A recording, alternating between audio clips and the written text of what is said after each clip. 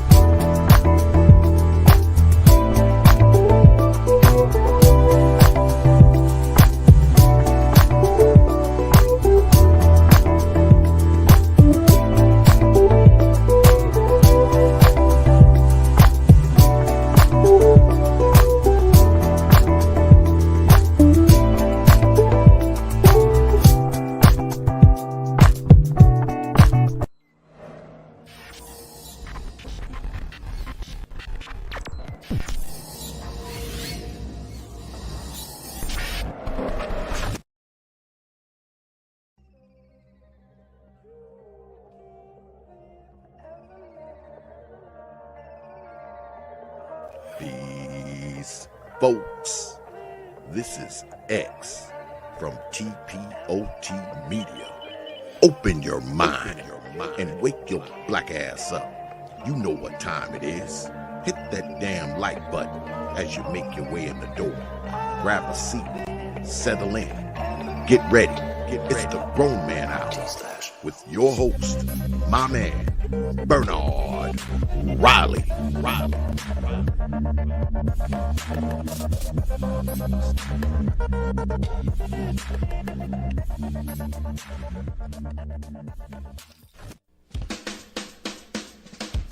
Hey, what's up, everybody? This is Mumia Obsidian Ali. You know who I am. I need no introduction, right? And you're listening to the Grown Man Hour with my man Bernard Riley, heard weekdays right here on YouTube. What do you think about that? How about that? Now let's get back on with the show. Thank you.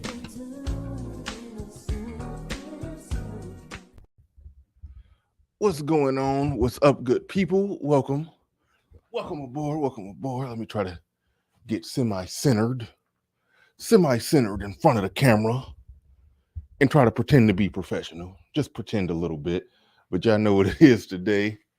Y'all know what it is. Y'all know how it is. We are joined by Hood Conservative. He's in the back chat. Just got done talking to him. We're about to get things going. I'm going to actually change the title of the video. The subject matter and the content is not going to change, but the title is going to change because he floated out a really good title to me. Something along the lines of white supremacy is her problem, not yours. I'm about to bring him up right now to make sure I got that right, because I'm about to change this title and we're about to walk down that rabbit hole right now. Did I get that right? That's what you wanted to change to? Yeah, yours, ours. I'm speaking from the black male perspective specifically. So okay. White supremacy is a her thing, not a us thing.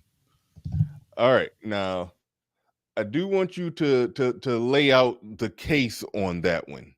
And because we just talked very briefly in the back chat and you laid out your general premise. I agree with a lot of what you said, but there's some wiggle room for some disagreement. There's some wiggle room for some disagreement. So I'll give you some pushback on that, even though I did like your premise. I did like your premise. But it's definitely a good one. So lay out your case as I change the title. As I change the title of the video. For the record, this is my belief. If you have a good idea, pushback only makes your idea stronger. So I welcome the pushback.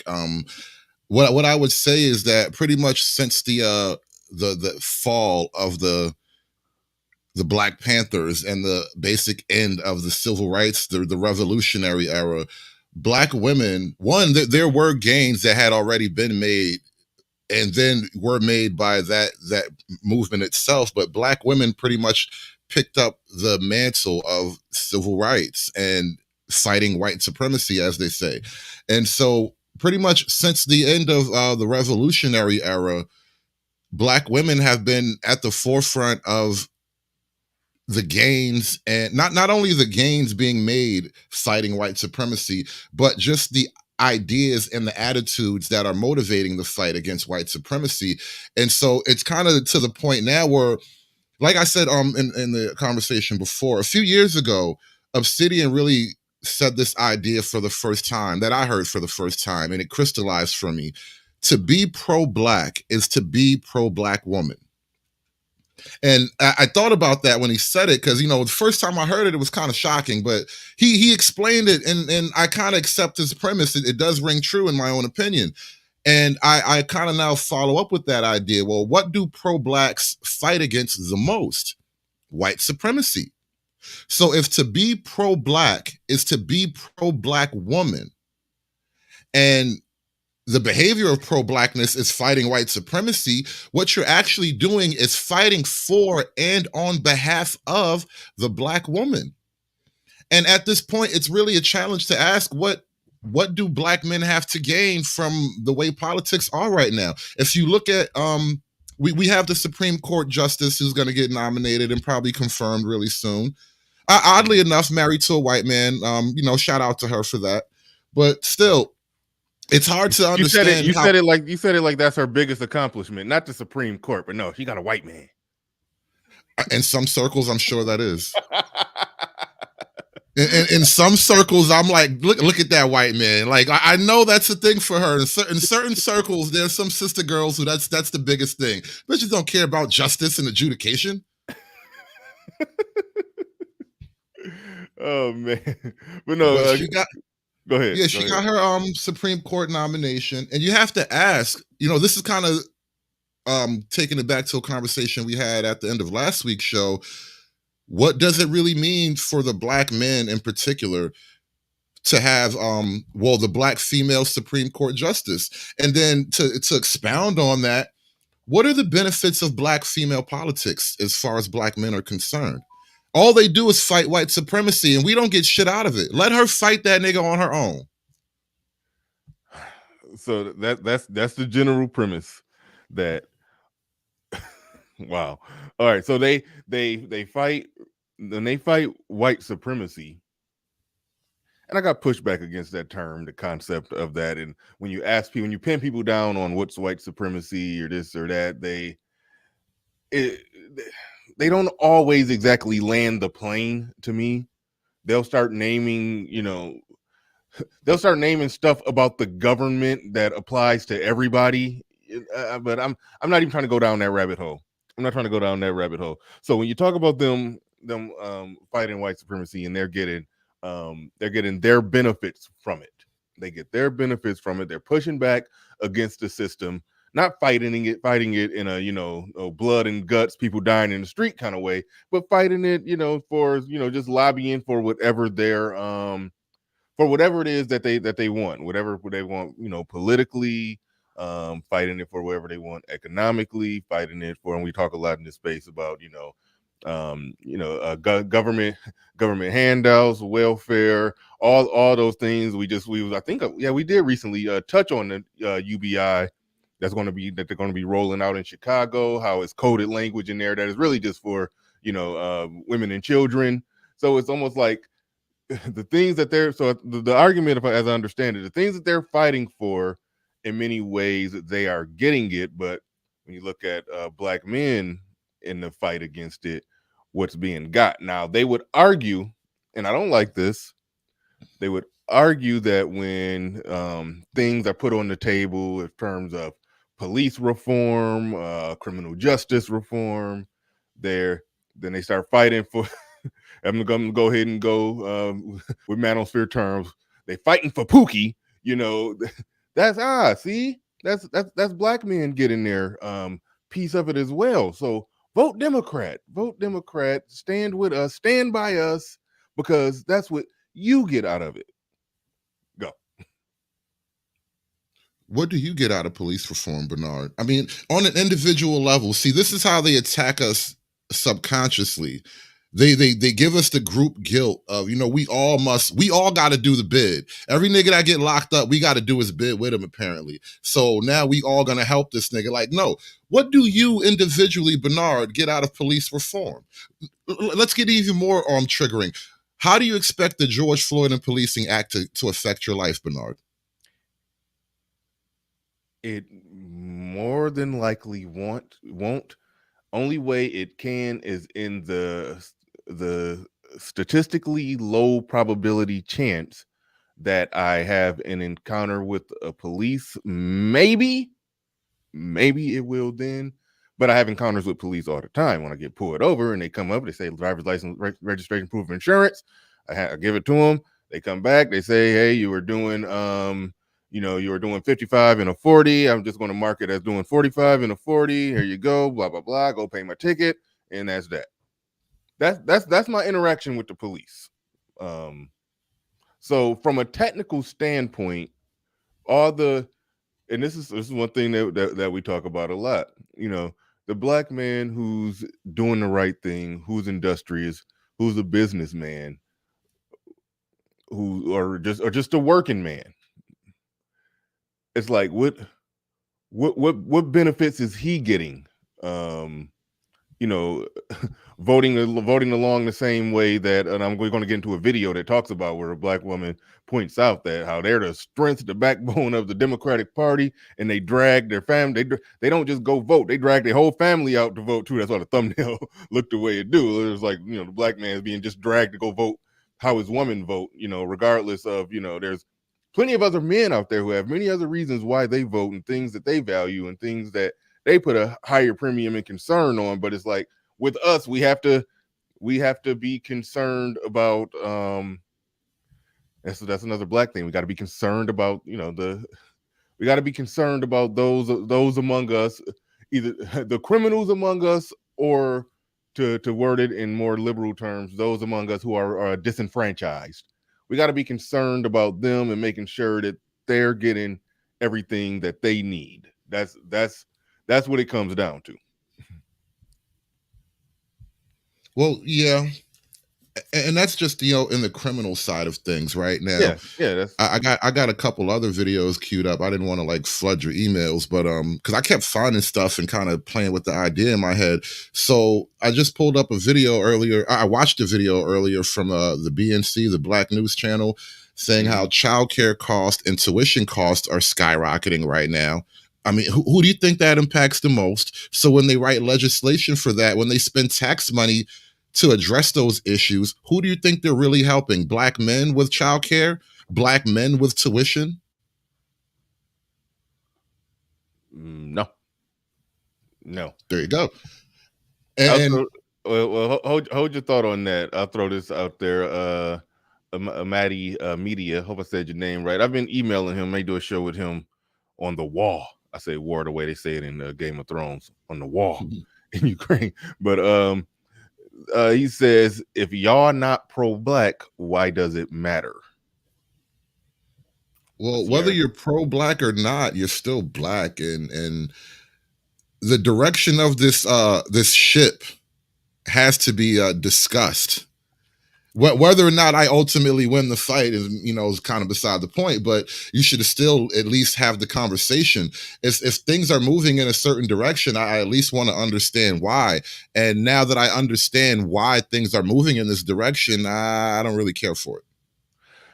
I'm pro-black in the sense that I'm definitely pro-black male, and I think if black men do better, the black community does better. Black men do better. Most of them will be partnered with black women, even though I know some people in the space got a little slight problem with that, but most of them will be partnered with black women. And so if in a working, normal, functioning society, if the men do well, the women and children do well, because a man with resources, a man, he's going to take care of women and children. A woman with those resources, she's going to be empowered to not need a man, and thus meaning that it's increasing the probability that it's going to be, you know, like it is in the black community, where a lot of times it's black men over here, black women over there with the children. It's separated. But a black man is doing good. Theoretically, the black women and the children should be over with him, doing well with him. Now we live in an upside down world for a lot of reasons that we talk about here, to where that's not exactly happening. So I am pro-black in the sense that I want to see black people progress. I just view a lot of what pro-blacks talk about, most of what they talk about, they're complaining about white people and trying to spray cologne over all the shit in the black community to just mask the smell. That's what most pro-blacks do. That's what most pro-blacks do. They try to mask the smell of everything that's wrong, try to spray cologne and perfume over it. And now that we've sprayed perfume and cologne over all the shit, let's just go complain about white people. And I'm not pro-black in that sense, but I am pro-black in that I want to see black people progress. And I think it's going to happen through economics, it's going to happen through business, it's going to happen through a number of different ways. But the wanting the government to give more handouts, we need more this, we need more that, we need you know, we need more women pushing grocery carts filled to the rim with with 4 kids following behind them, all pushing grocery carts full to the rim. We need more of that. Full of Twinkies and Doritos and shit. Not even like, milk and rice and meat. Yeah, we need more of that. Yeah. So no, we don't need more of that. Go ahead. Let me try to reframe it a little bit. And this is something that I've been critiquing, I guess, the black manosphere on for a while. The black manosphere, for all the good it has achieved in its small little corner of the world, one thing I think it hasn't really resolved or even really approached effectively. So we've gotten the dating conversation, and you've gotten the image conversation, and brotherhood and men's health and finance. We talk about everything, but we never talk about women's political power and how men should really respond in the face of female political power. And I said this a bunch of times. It is my contention. Actually, I think this was the comment that sparked a little spat between me and Ed yesterday. It is my contention that if you solve the political, the dating will smooth itself out anyway, because it's not about romance. It's about who has power over decision-making, power over where the children go. Ultimately, the romance problems don't mean shit. And all right, think of it like this: when they criticize the black manosphere about, oh, you guys just want pussy, you just want the high school girl, maybe there's some of that, and I'm not gonna pick on those guys at the moment. But beneath all of that, the deeper goal is, I want to run my own children. I want to control the future for myself and my children. She may or may not be a part of that, but speaking as a man, that's what I want. And I think that's what it really has to be about, to kind of like refocus what the manosphere really is or could be. Nobody cares who's fucking who in the ultimate long run. What your children become is infinitely more important than who you had sex with over the course of your life. All right. Before we go to rolling the clips, do you got anything else you wanted to throw out there as far as the very controversial title you hit me over the head with? The excuse me, the white supremacy is a excuse me again. Excuse me. I'm trying to fight. It was like it wanted to come out, but then it didn't. And weird feeling. But anyway. I have that same problem sometimes. Like, listen, I am to the point, and I feel weird even saying this out loud. Why should I ever vote for a black woman ever again? Uh-oh. I'm 40, and I can't imagine you're going to change that much in my life for the next 20 whatever, however many years left I got voting. I can't imagine you're going to change that drastically that I want to give you my support. Now that's a hard pill to swallow.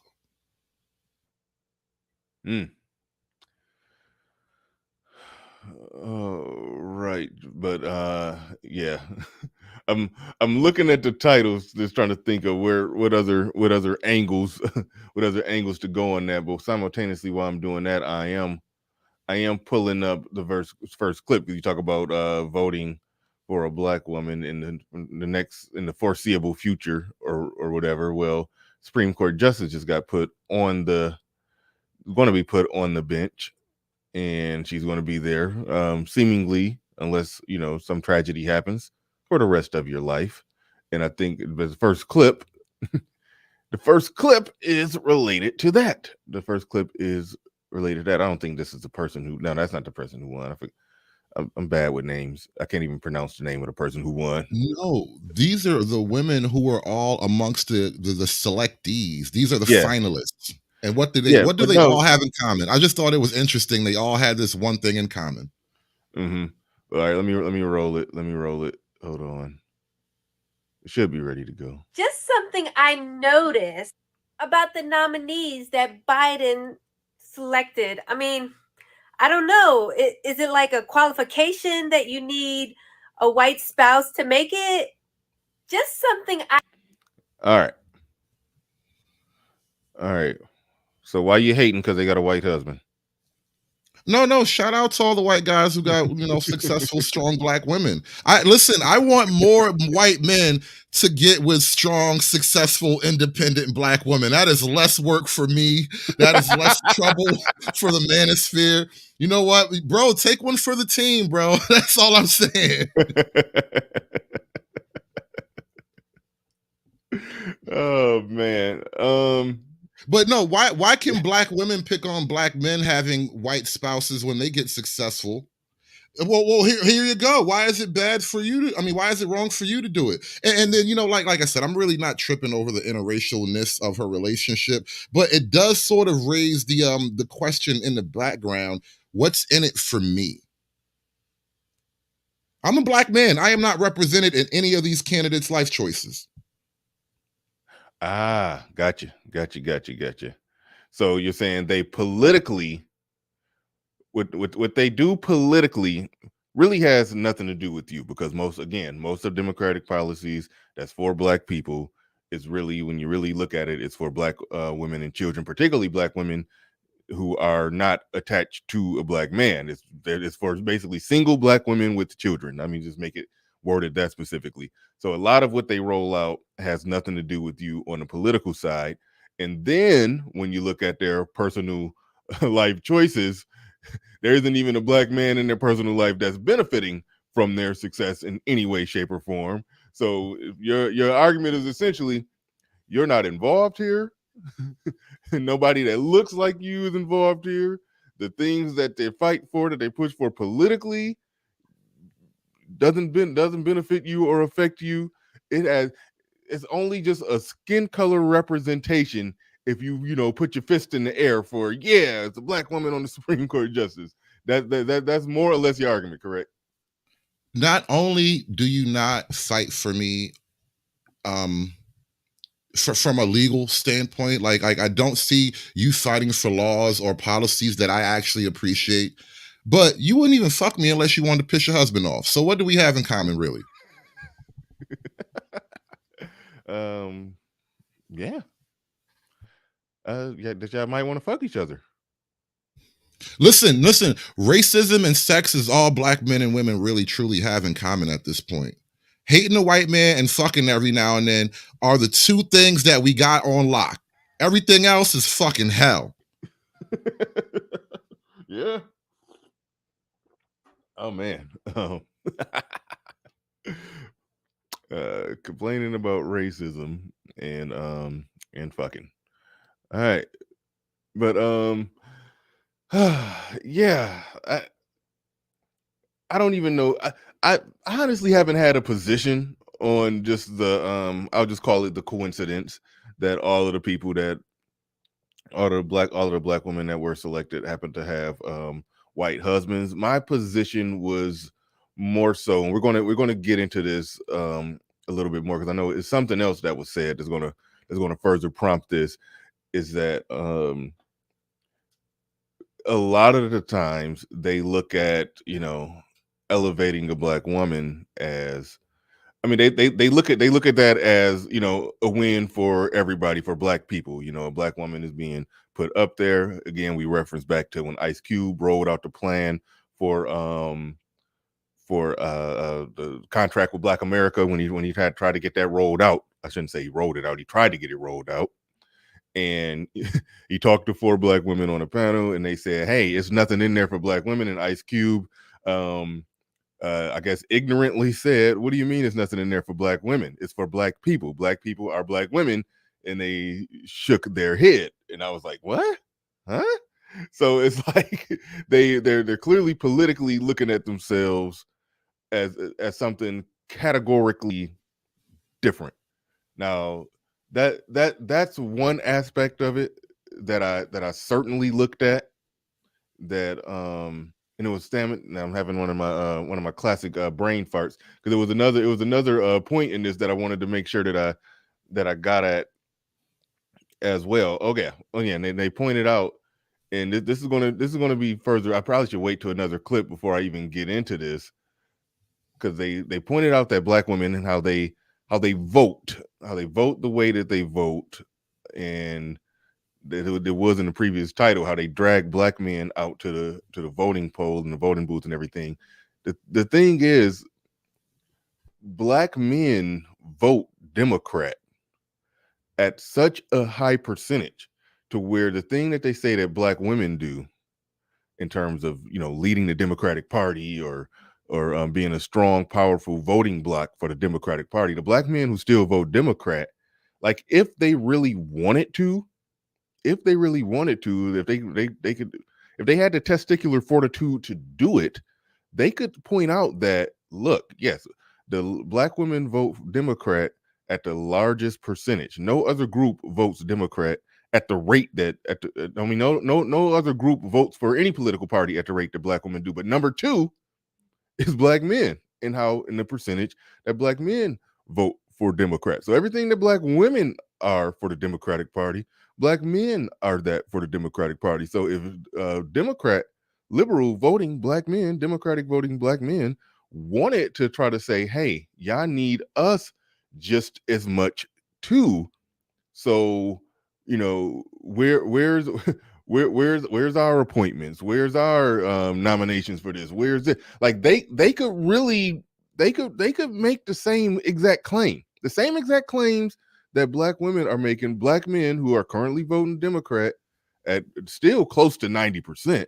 They could make the same claim and argue and position themselves for just as much power. However, not just white America looks at it as, you know, elevating the black woman is elevating black people.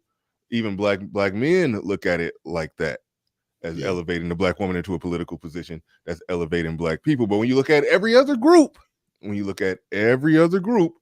the men drastically outnumber the women when it comes to those type of positions of power.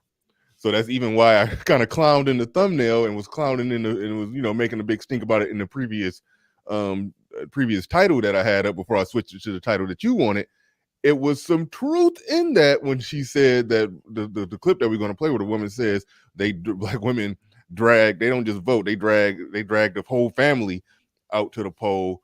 I mean, that's represented in the simple mere fact that yeah, it's like it seems as if black men, instead of looking at precisely, specifically what they want, their agenda, it's almost like they just blindly follow the agenda of black women, and then that makes people like Joe Biden say, "Hey, we gotta put a woman in this spot. We gotta do this and we gotta do that." And then what does she push for? More policies that ultimately enable women to be able to live, not necessarily strive, but certainly survive without a man, thus increasing the probability of black men and black women not being together because they got every benefit and incentive to not get on board. That was long-winded, but all right. probably should have saved that until we played the other clip to give more context to what I was saying. But yeah, that was my long-winded takeaway on Joe Biden just firmly saying that, yeah, we're gonna nominate somebody for the Supreme Court and it's gonna be a black woman. That was my long-winded takeaway on that. But we can, unless you got anything else you wanted to say on this, we could definitely move on to another one. No, let's keep it moving. The Supreme Court thing, like I said, it's not like we can stop it from here. It's pretty much a done deal. It's just I want to raise the issue while we still have the opportunity to talk about it beforehand. Oh yeah. All right.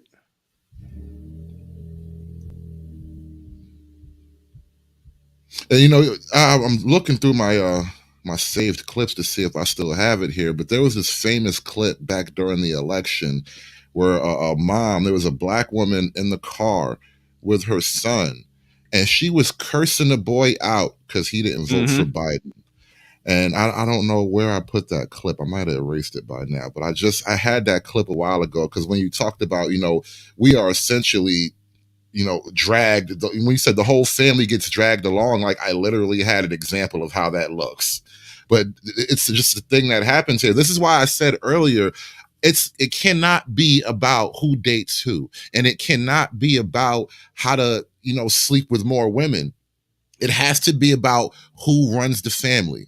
And all the other conversations are going to make us look bad in the long run, because then you'll get held with, oh, you just want sex, and you just want you just want to beat up the women and all that. It's like, no, I want to control the future, and you're fucking it up for everybody. Harambe in the building said, David spitting facts. Absolutely. Thank you for the super chat. Appreciate that. The Clue channel in the building says, yo, BR, yo, hood. What's going on?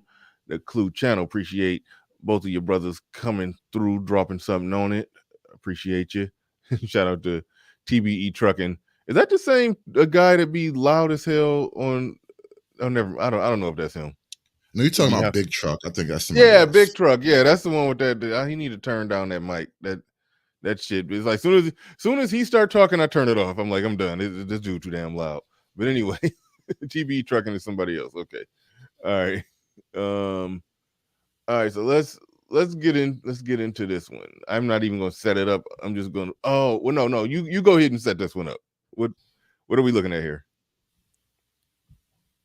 Oh, well, this is actually just a little bit funny. There's nothing that heavy here. This is a black woman explaining from a collegiate lesson on who gets to drop the N-bomb.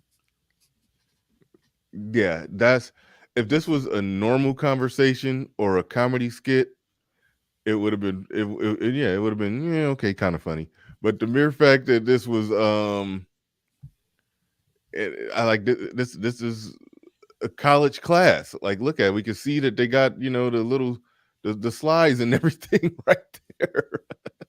Because what I was thinking about when I was like sending some of these clips to you is like, look at black women's priorities once in office, right? Because I'm not trying to just be a dick about women. No, let's really critically look at what they do when given power. And so they word policing and shit like that is one. And then I got a couple of things pulled up. I totally forgot to mention this to you, and it's weird because I know I think you mentioned being in the hair industry before. Are you familiar with the Crown Act, sir? No. Yeah, there's some weave legislation going through Congress right now. I shit you not. Now, I say weave in jest, but black women's hairstyles are now on the federally list of endangered species or some shit. What? Oh yeah. You can't fire a bitch if her dreads is too shitty. Something like that. Like, listen, I'm gonna show you the clips and you can see for yourself. I thought you'd get a kick out of it being in the hair industry. Bro, you are now working in a protected field. You might get some government grant money or something. I don't know. You can look into this shit. Wow. Yeah, man, This is they're doing federal legislation to protect your wig. they okay. All right. They're calling it the Crown Act. Yeah, that's like some Derek Jackson. Don't forget your crown kind of stuff. They calling Literally. you. Oh my goodness. They calling their hair their crown. Who started doing that?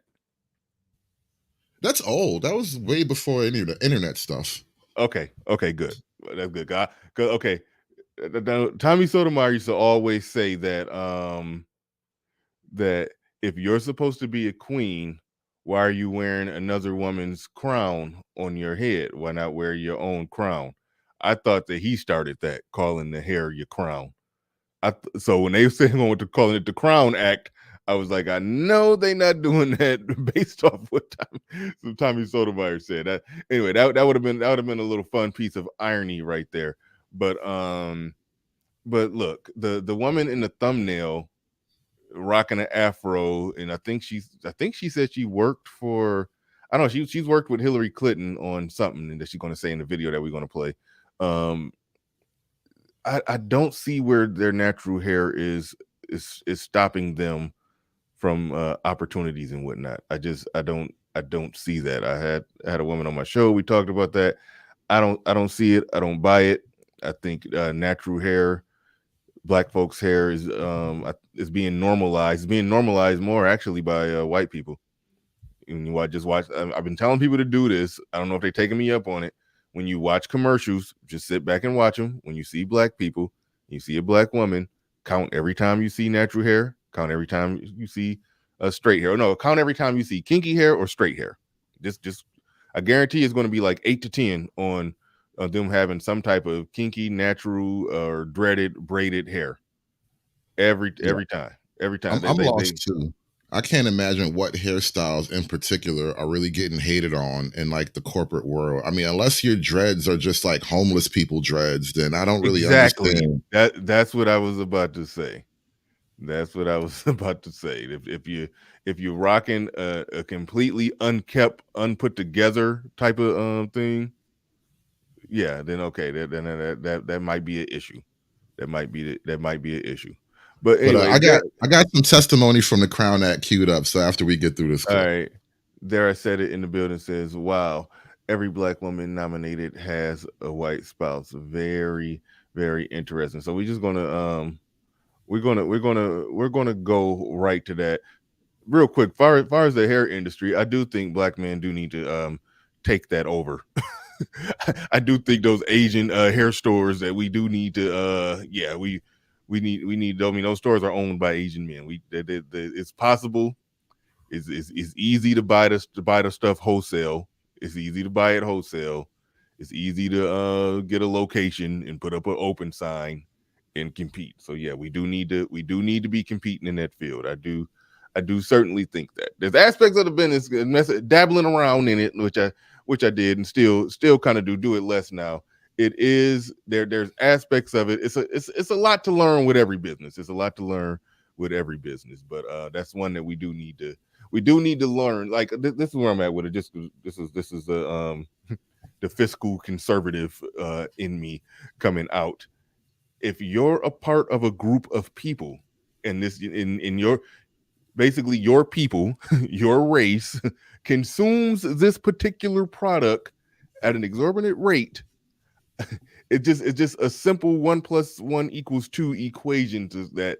Okay, we need to be the ones selling this product to our people, and then that's how you conserve the money. That's conservative to to conserve that money. So that's where I'm at with it. If they're going to be buying it, if they're going to be buying it, black folks need to be the ones selling it. But anyway, go ahead and roll the not so beautiful bean footage on the Crown Act. okay. So we got here Congresswoman Barbara Lee giving her testimony. For 3 minutes. Thank you very much, Mr. Speaker. First, thank you, Representative Jackson. And God, that mask just annoys the hell out of me. Who are you protecting right now? But anyway. For yielding, but also for your tremendous work in advancing this bill to the floor, and also to Chairman Nadler in his support for this legislation. Also, I want to thank and acknowledge Representative Richmond, Fudge, and Presley for their tremendous leadership and vision for putting this bill together, and I am in strong support of it. You know, this morning I thought about our beloved John Lewis and how he made good trouble all of his life. He was an original co-sponsor of this bill, and this bill is an example of how we make good trouble to end discrimination. This bill will prohibit, finally, discrimination based on an individual's style or texture of hair, commonly associated with a race or national origin in the definition of racial discrimination. You know, Congresswoman Jackson Lee, it's really hard for me to believe that we had to introduce this bill in the 21st century. And so I just want to. And just so we're all clear, I'm pretty sure because one of the Republicans spoke against this. There's already legislation like this on the books, mind you, and this is being done while we're also leading up to what could be World War III. These bitches are in Congress debating their hair bills. I also thank our advocates who have worked so hard to bring this bill to the floor. As one who has worn her hair as I choose, including natural, I have had many unpleasant encounters with people who told me I did not look like a member of Congress because of my hair.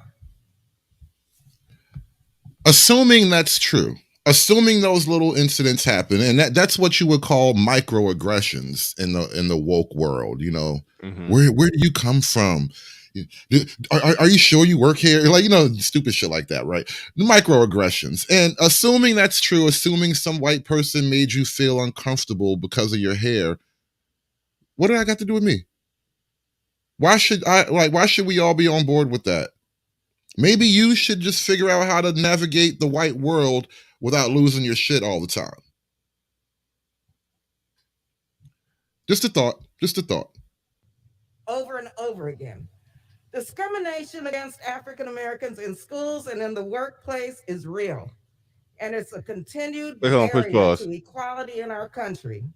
Black men. She went from talking about what you rightfully described as a microaggression, because somebody telling her you don't look like you work for Congress because of your hair. She didn't exactly say other congressmen are going to risk their career saying that to her face on the floor on the damn floor. She didn't say that. She didn't say my colleagues have said that. She said people have said that. Okay. Right. Again, like you said, microaggression. Then she went right from microaggression, and it's like she skipped like 10 flights of stairs and went right to discrimination. You see how she put those really, really close to each other. Went from describing a microaggression, and then in the next sentence, this type of discrimination. So I just wanted to point out that that's what she did. Let's boil it down into more like a concise female thought. White people were mean to me, oppression.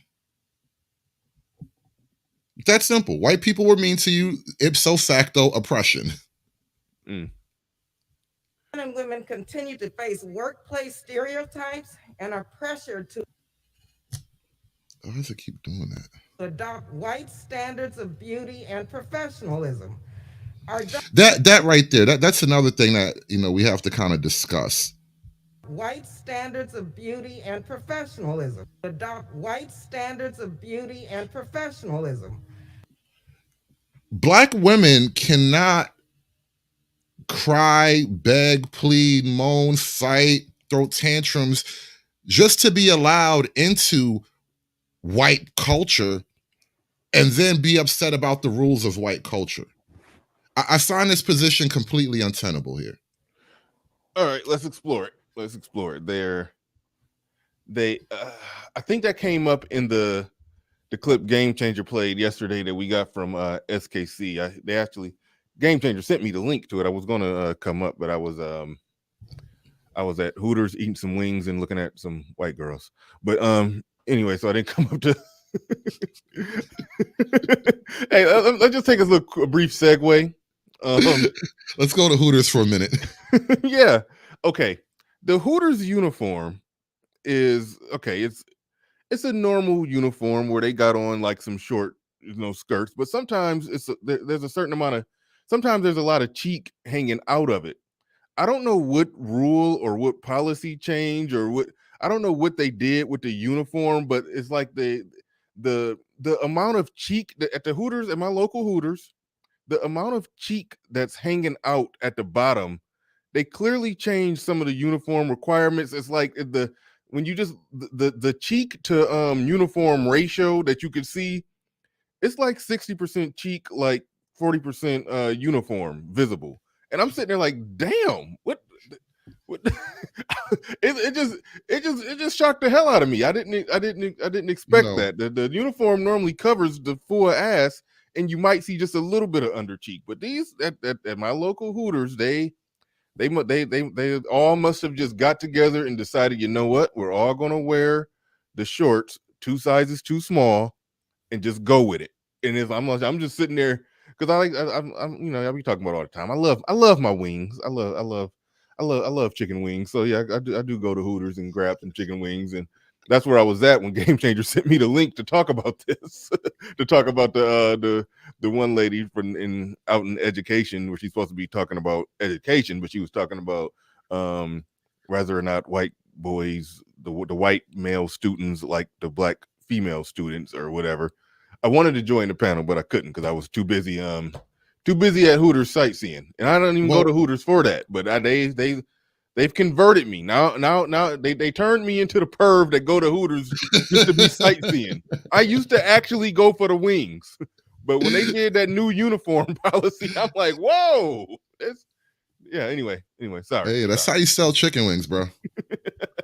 I used to go for the wings. They man. But anyway. But no, that show with that clip with Gloria Lansing Billings, and she did a whole present. Think about how deep this problem has to be. This is not just an individual problem. This isn't just some group of girls in Des Moines, Iowa.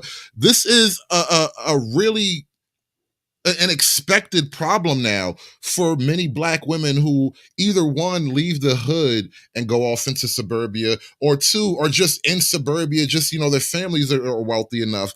But what happens is they don't feel the love, and it's having effects on them. It's fucking their heads up. And we talked about this a couple of times now. This is a thing. I think this is like the secret heart of all of this, these new race policies and all this racial grievance that you see is all the style now. It's because they not getting the white man.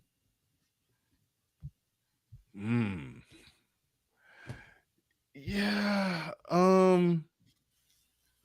See, I resisted that, even though I did get a chance to watch some of what Game Changer and SKC was talking about.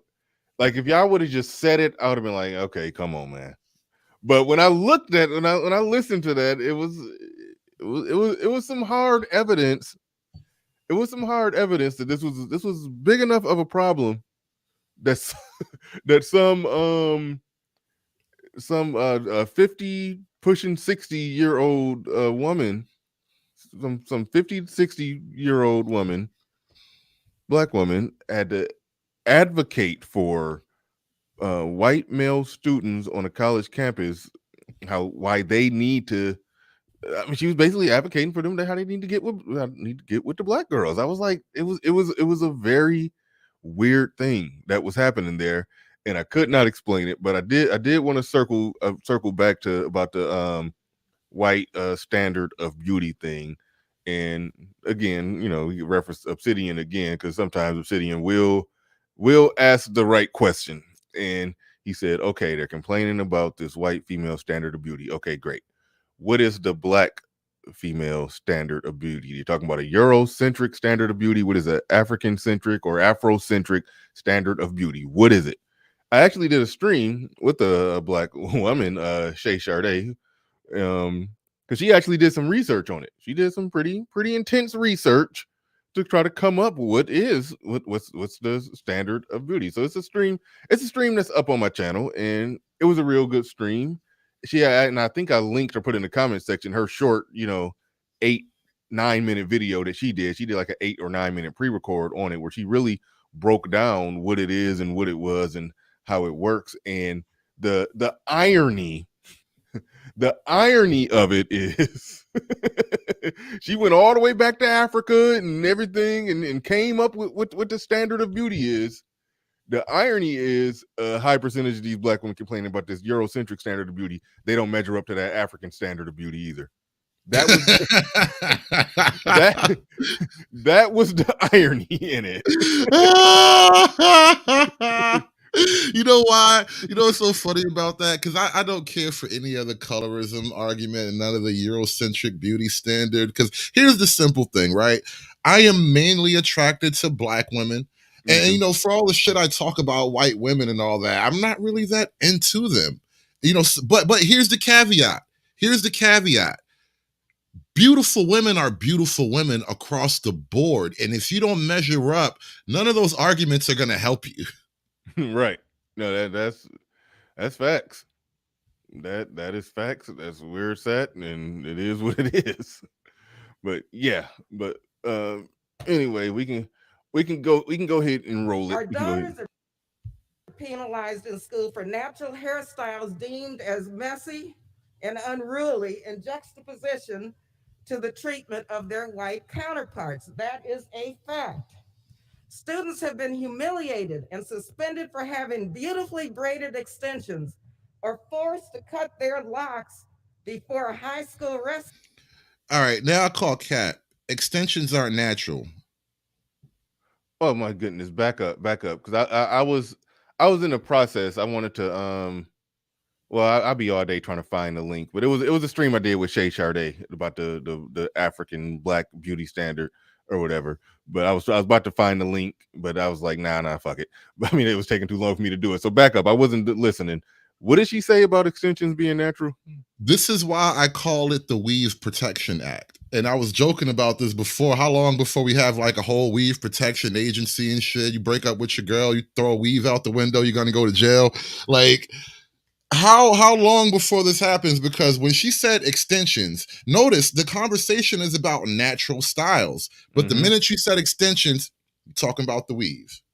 All right, let me play it back now that I'm listening. Cut their locks before high school wrestling matches, or forced to have been humiliated and suspended for having beautifully braided extensions. Or if you ever seen girls get their hair braided, you know 75% of that shit comes from Malaysia. Back it up.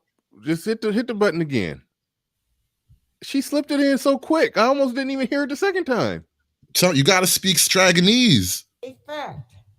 Students have been humiliated and suspended for having beautifully braided extensions or forced to cut their locks before high school wrestling. There it is. Beautifully braided extensions. Extensions literally means weave. There's no other way to extend hair. So they're telling me that Brandy, sitting up in my room, Brandy, walked through high school with her hair braided, and she's going to be potentially suspended. Yeah, that's the argument.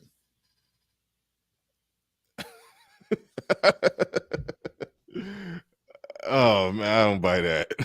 Well, and I want to address something else in the chat too, and this is a difference in I think the male and female approach to things as well. So Latif in the chat, Latif Edwards? He says it was a male wrestler. She misspoke, and I do believe he may be in fact correct on that particular case because dudes do have long hair. Here's the difference though. Most guys, I don't think most guys really give a shit if they have to get a haircut to get a check. Like if your job says I'm going to pay you XYZ amount of money, go get a haircut. Most guys leave that interview and go to the barbershop. Well, I've been a lot of I've seen rigorous debate online about that same thing that you're just talking about. A lot of guys are not trying to cut their hair. Now, one curious thing, the guy who had to cut his hair off mid-match. Now, listen, as somebody who played sports, going in all black school, going into another school that's predominantly white. Um, they have a tendency to cheat, but also when you go in as all black school, like I mean, we I forgot which, I can't remember. I live in Michigan. I can't remember if it was Flint Northern or Flint Beecher. I can't remember which one, but these black folks, they used to cheat. I forgot which one it was, but but so the cheating be taking place, Right. and they will find any little rule. They it's like somebody could be playing in the game, and they could have like they could if they could have like, I don't, let's just say hypothetically, they could have a tattoo or their ears pierced or something like that.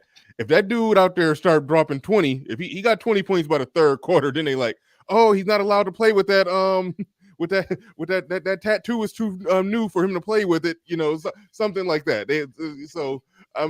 I don't know what happened with that situation where that dude, I do remember seeing a video of a dude having to cut his braids off, but I don't know if in wrestling, is it something that where you can't have long hair, or I don't know what the rule was or why, but I just looked at it as, he was about to kick ass, and they tried to find a way to get him to potentially not, to not compete. Because I saw the same thing happen with a tattoo that they said was too fresh, and then they said it was going to potentially start bleeding, and so this guy who was busting their ass out there had to, no homo, that's a term that we used to use before we had to be too cautious about everything we say.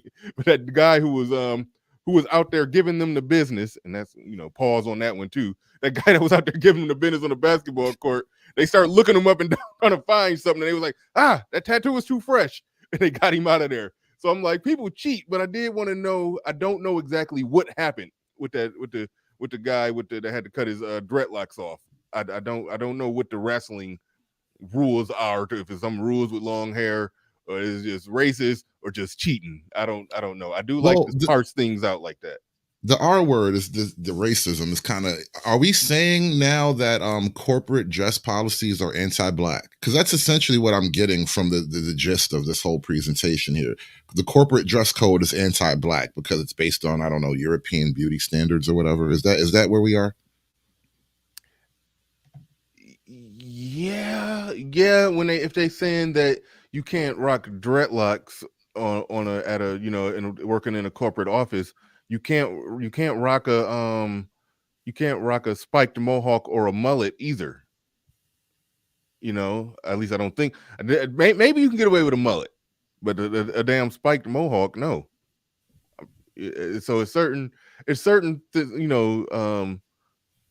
social norms, customary norms in corporate offices, to where it is where it is. It's a dress code. You can't show up with gym shoes. You got to have some Rockports or something, or whatever kind of, some cheap Payless casual shoes, anything. Right. You can't wear tennis shoes. And then so a lot of times we do say, oh, I want to rock my sneakers, I want to rock my J's, I want to rock my this or that. So they being racist, but those norms have been there for a while. This is what I said. And the one time I was on Lapeef Network, shout out to JB, he got a show on the Lapeef Network. He invited me on his show, and that was kind of the topic for the most part. It was a lot of different topics. I don't remember exactly what the main topic was, but that was kind of the topic. And one thing that I pointed out is that the people who don't want to conform to that, it's like, it would be one thing if at a large, on a large scale, if they were also creating businesses, building businesses, vertical businesses that employed people, and then they could set their own dress code, sort of like, to bring Kevin Samuels into this. It was like, get out there and win, and then make the rules if you want to see the rules change, so to speak. Yeah. But a lot of times that's literally it go back to your argument. They want to work their way into the system. Accept us, bring us in, let us in. But now we want to change everything that you do now that we in. It's like, we want our seat at the table now that we're here. Now it's time to Kanye the mic from everybody. Basically, so it does turn into a thing where, you got to build your own shit if you want to change all the social norms within it. But if you're going to be going up through somebody else's shit, you kind of got to play the game, so to speak. Now, there I can understand they're saying there's some things you shouldn't have to bend or fold on, but then there's also, like, look, if long dreadlocks in corporate America is not the thing, that if you but that's one argument. That's one argument that I do understand. I do understand that they got a problem with that. I don't want to cut their dreads, but I mean, it kind of is what it is. But I think there's something when else. it comes to the natural hair, when it comes to just a natural hair, a black person growing their hair from their root and having some kind of curly, kinky, natural hair that's, as long as it's neat and organized, for the most part, I don't think that's a problem, because, like I said, white America is bending over backwards. I think if you look at the commercials, all the black women in all the commercials rock natural hair. If it's black people putting on whatever it is, they more than likely got weave. White people are presenting black people with natural hair. Black people are presenting black women with weave. Like that. That's what I've been literally noticing. But go ahead. Well, I just wanted to add one kind of irony to this whole thing. Almost right at the same time this was happening in Congress, black men on YouTube were having the great suit debate.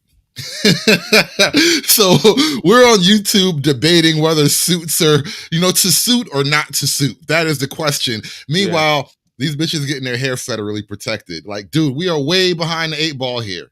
Wow. Yeah, man, this is like somebody address the political power, please, while we're talking about suits and hoodies and shit. Yeah. And as somebody who puts on a blazer when I do my live stream, I've never entered the suit wars. And whenever they try to have them over here, I shut it down. I don't give a fuck what people wear. I don't get in that shit.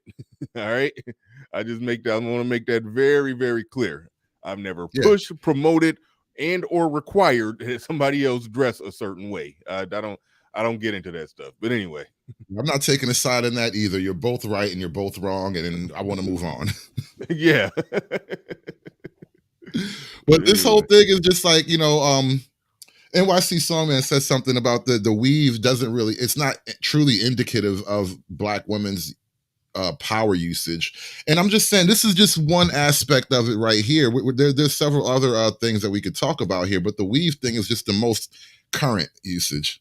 Match because it was a violation of some dress code.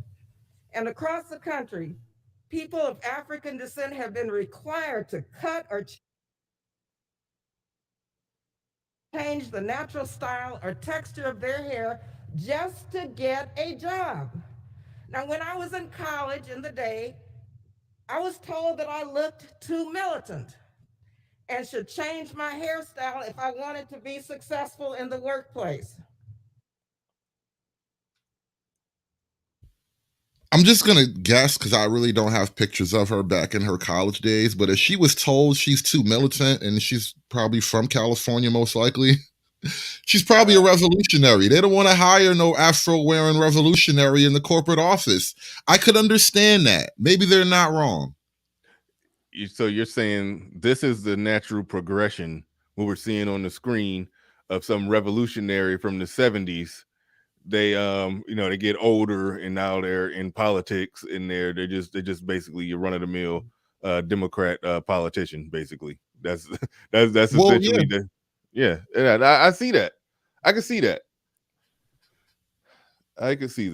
She probably ran out of racism to fight, and now they're just trying to get your hair protected. And to the person that, what did somebody say that this isn't a something about power, what they're trying to do here? He says it's not the best example of how they use their power, I suppose. Oh, okay, fair enough. It might not be the best, but I mean, you getting it and fighting it at all angles. That's where sometimes I think that we could be potentially doing it wrong, and by we I mean people that's more on the conservative side, quit bitching about racism side of it, is that there's a such thing as bitching about racism and getting something passed, like the Asians did it with the Asian Hate Act. Like there's a such thing as doing it in a calculated way where where agents, bitched about racism for a year, and then they got some legislation passed that will put them in advantage if there's I mean, I don't think hate crimes are happening against Asians that much, but if there's a confrontation that's not a hate crime, they got some legislation they could fall back on, so that's where sometimes it is even the small things are a flex of power, because it's basically saying that it's basically saying any dispute, any argument that we have on this particular issue ever regarding our hair, we got something on the books that we could throw in somebody's face. That is a small flex. I mean, actually, it's a big flex. It's a shut the fuck up, don't say nothing to me flex. Are your So waves yeah. protected? No, they're not. So your waves are just running around here unprotected, huh? Right. Damn. I feel bad for you, bro. Rap, you should get some weaves. You're gonna have to get weaves to get that equal protection. All right, hold on. Rebel Zoe 1804 says the real plan is to make it illegal to reject. That might I be can see coming. that. That might be. No. Well, okay. Well, put it like this, and this is where people like yourself who say, "Man, this is what they're gonna do next," and I'm like, "Nah, they ain't gonna go that far." But really, they're at the early stages of it. Dating apps like Bumble, who didn't. It was something that they made the news for, where they were basically saying that you get blocked for if if you say something that comes off as fat phobic. They're at the early stages of saying that you can't reject certain things. Look at the trans, where they're trying to make you out to be some transphobic hate mongerer because you're saying that absolutely no, I don't care how well she presents herself. I don't care how well she presents herself. If this human being was born as a man, I don't care how many surgeries she have, and I don't care how well that she, whatever the hell, presents it. I will not date someone who was born a man. They are working to try to. I mean, they haven't passed no legislation on it yet, but they are working to try to socially normalize the idea, the notion that somebody who was born a male but identifies as a woman should be a potential dating option for a 100% straight man. So there are certain things, and again, if they put out the trans hate legislation that may be 20 pages long, somewhere embedded in there, who knows, it might say something along the lines that I mean, they can't legislate. They can't legislate it, but they could word it in some cockeyed way to where basically you're doing something wrong in some kind of hate speech kind of way if you're simply even stating that it's wrong. That's what they can do. If you publicly state that a man shouldn't do this, shouldn't do A, B, C, or D in regards to a trans woman, that somebody who was born a male, I could see them trying to smuggle in something like that. I could see that happening. I could see them going that far with it. If you really go down the rabbit hole like you be doing, and you've got me doing, that's really where they want to take it. You remember, I think maybe the first time you specifically reached out to me and asked me to present something on your show, it was about this thing called Super Straight. It was literally this subject matter where well, they I don't know, they're trying to reclassify, say, well, you're still straight if you sleep with trans people. So some kid on the internet was like, nah, if that's straight, I'm super straight. But that's how things are just getting now. Everything's just getting really weird and bizarre, and it's coming to the point where I don't know if they're gonna try to, I don't know how, but they're gonna try to encourage homosexuality as much as possible. Just put it that way. All right, let's roll it. In 2014, The women of the Congressional Black Caucus urged the Army to rescind Army regulations, and Congresswoman Jackson Lee, you signed my letter. This was Regulation 6701, which prohibited many hairstyles worn by African American women and other women of color. Which prohibited many hairstyles worn by African American women and other women. Are you pausing this? Of color. No, I actually think there's a little glitch in the digital copy right there. That's not me all the time. Oh, okay, I'm thinking you got your hand over there shaking. Women of color. After months of building support, I led an amendment, and it was. But no, I was trying to stop on this section here. Prohibited many hairstyles worn by African American women and. Yeah, it keeps glitching right at that moment. Again, hairstyles for women, legislation by women for women. But I'm the misogynist asshole who says maybe I should never vote for a woman ever again.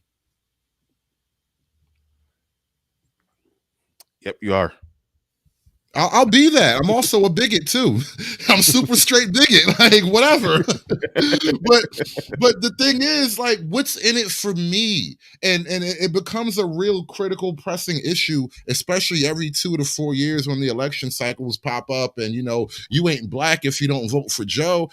Oh, okay, I make my peace with that. But I ask you again, what's in it for me as a black man? What do I get from supporting you as a black woman? My love, my queen. What do I get from supporting you? Shout out to Rebel Zoe 1804.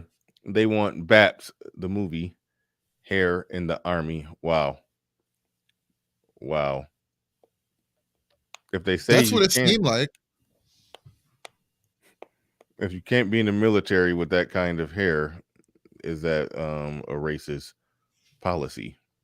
Those are the type of questions that will come up. Those are the type of questions that be coming up. But thank you for that, Rebel Zoe. Do appreciate the super chat. Go ahead and roll it. Other women of color.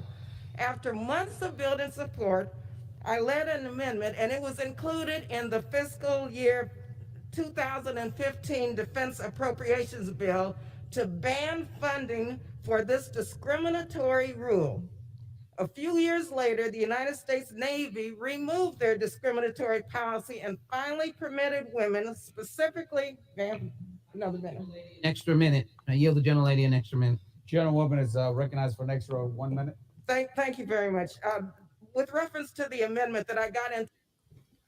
Note the white man is giving her time to talk this bullshit. To the fiscal 15 Defense Appropriations Bill funding to deny funding for this discriminatory rule. We moved forward, and later the U.S. Navy removed their discriminatory policy. They knew it was discriminatory, and finally permitted women, specifically women of color, to wear their hair in dreadlocks, large buns, braids, and ponytails. Large buns, braids, and ponytails. Your tax dollars at work. Black men, we have finally overcome. These chicks can wear their weaves to war. Free at last, free at last. Thank God Almighty. The weave is free at last, bro. Okay, ponytails. Okay. Could black girls don't be having ponytails.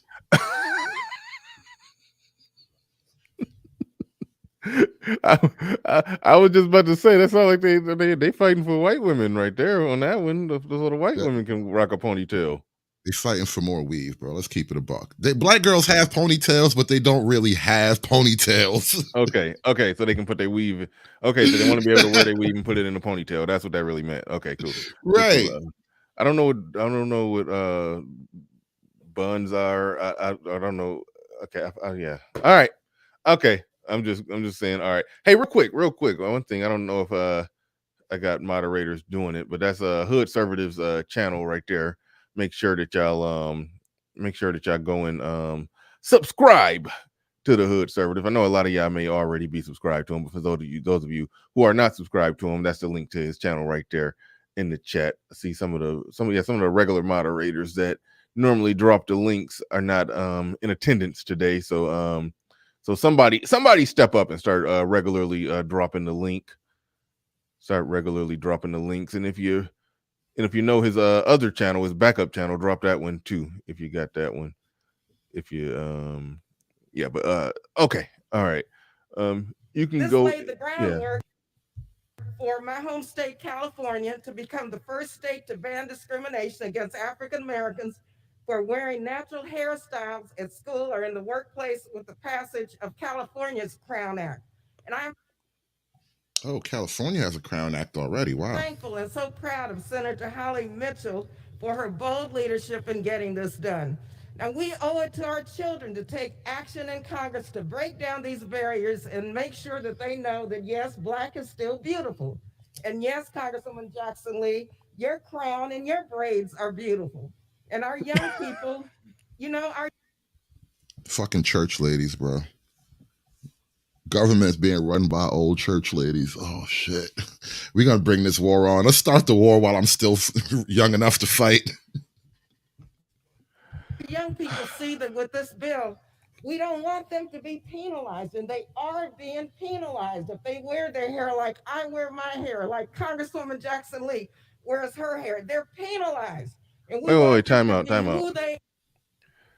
They're being penalized for wearing their. If you could make it all the way to Congress and wear your hair like that, I'm pretty sure that whoever else you're talking about, unless you're still talking about the military, maybe the military did have some rules, but clearly, if a congresswoman could wear her hair like that, clearly anybody else moving through any other aspect or avenue of coming up the American totem pole can wear their hair however the hell they want. But all right, yeah. And then Nellie Mack says they have no actual proof of this. And that's kind of what I was talking about with these cases of racism. We try to hold someone into the corner and really get them to explain their own personal stories of racism. It's some shit like this. Oh, white people don't like my dreadlocks. You know what? That's rough. I feel so sorry for you.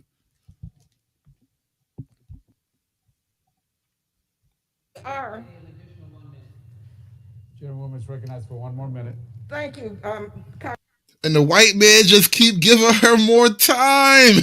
Congresswoman Jackson Lee, because I want to make the point how important this is to let our young children know that it's okay and that we honor them for being who they are by wearing their hair the way that they choose.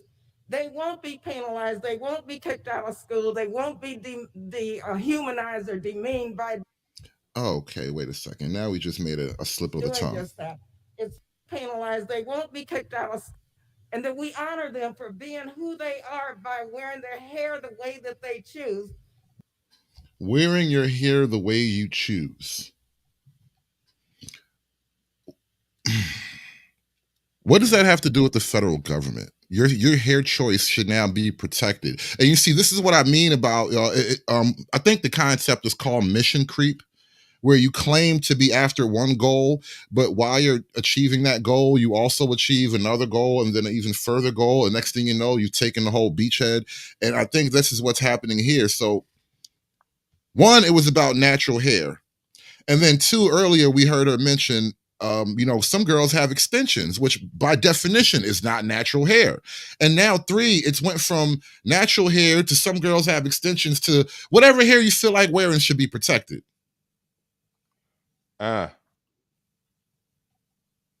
Okay, so she's fighting for the purple hair crowd now. Possibly. I mean, there are Black girls with pink and purple hair. They won't be penalized. They won't be kicked out of school. They won't be dehumanized or demeaned by doing just that. It's finally time in this 21st century to say enough is enough. I yield back the balance of my time. Thank you, Congressman. Okay, then she gave the white man his time back. But that was the end of that clip right there. And it just, oh God. This is just one small example of what Black women have done with their power.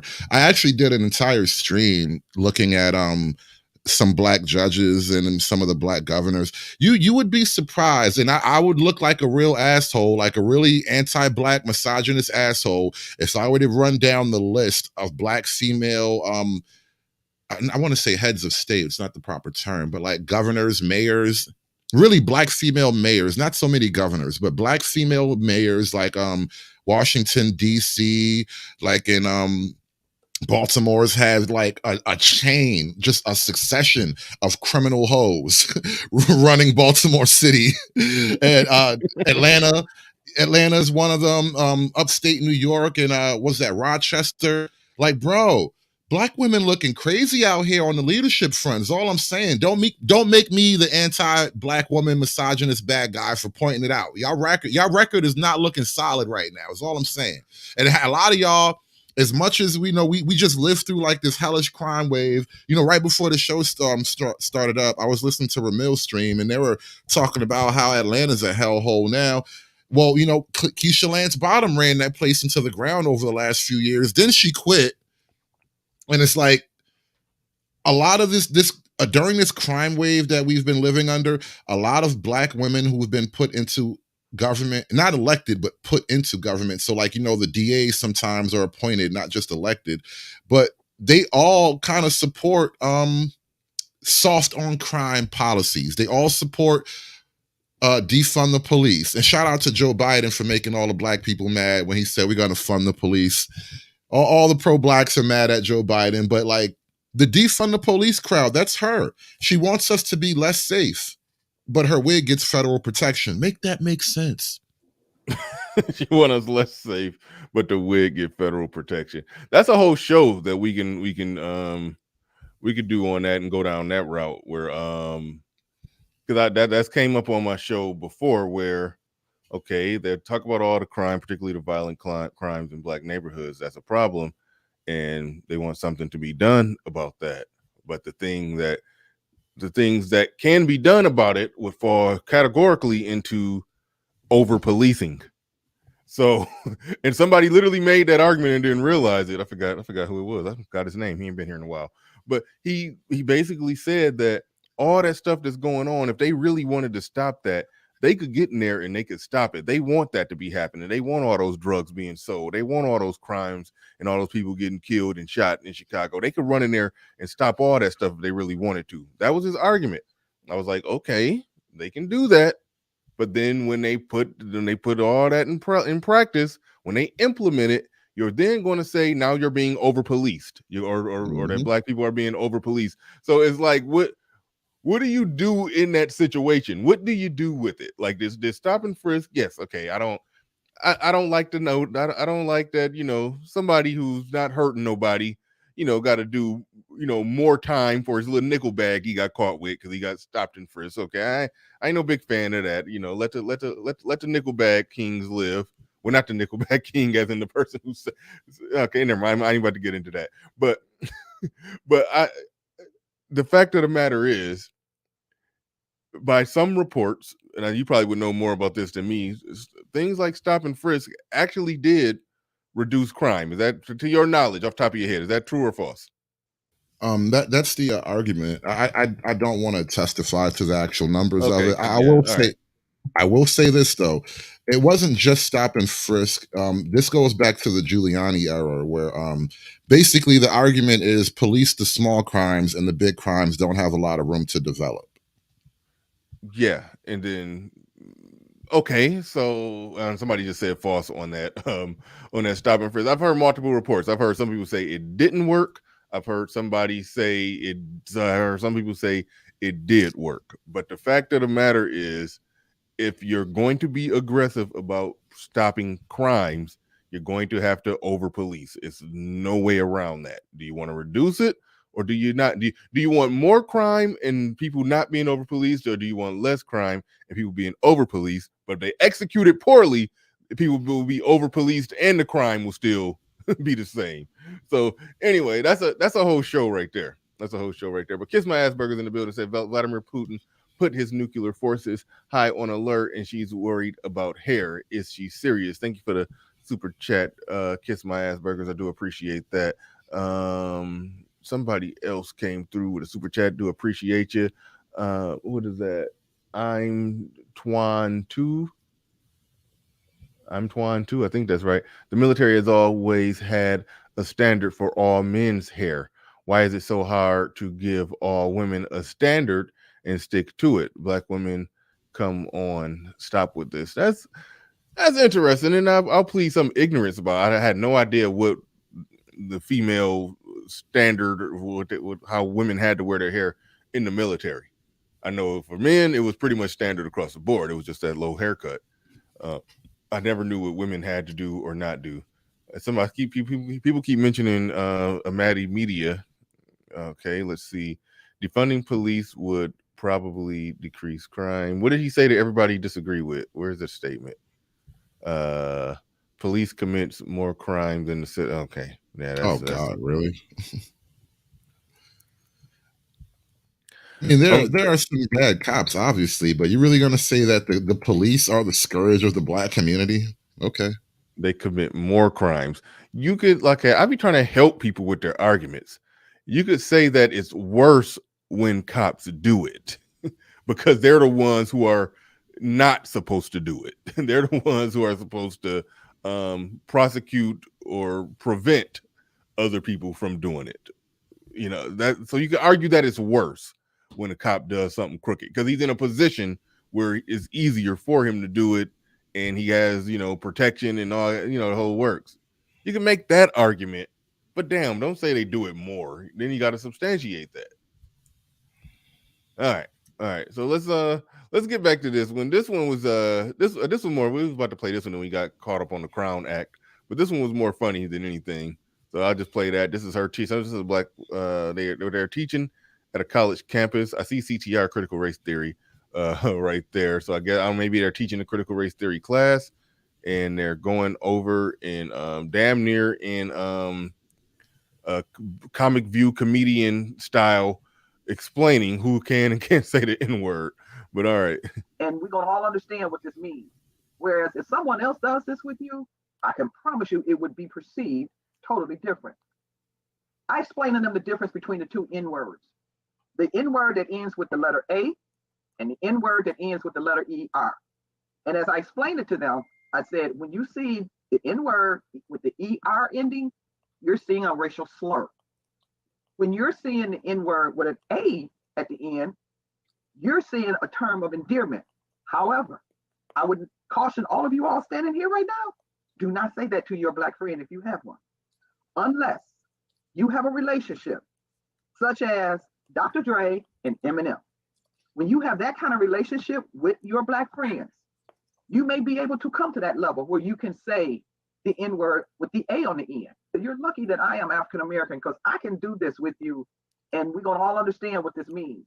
Whereas if someone else does this with you, I can promise you it would be perceived totally different. I explained to them the difference between the two N-words. The N-word that ends with the letter A. I think that's it. Yeah, that was it. That's repeat. Yeah, that was it. That was it. Yeah. So, you know what's so funny about that? Oh my God, that the soft A explanation. Oh my God, this is hilarious. This is one of the best moments ever on TPOT. So the other night on Teapot, TVA, the village arsonist, he's having a debate with this guy named the Unwanted Contriver. It's an Indian chap, right? And he's a nice guy. I talked to him a little bit on some panels. But anyway, so they're debating, and the whole thing was a little bit sloppy because TVA was supposed to debate some woman called Good Mother, and that fell apart somehow. She just said, "Fuck it, I quit." I guess she rage quit, and then this other guy steps in and takes up the show. So now TVA and this guy are debating, and TVA is he's being a dick, really. He's just throwing little jabs at him, making curry jokes. And at one point, the dude said something about do you talk to your what do you call it? Do you talk this way at your call center? Like totally making a bunch of racial Indian slurs and shit. And at one point during the show, the Indian guy, he was like, this fucking nigga. He just let it out.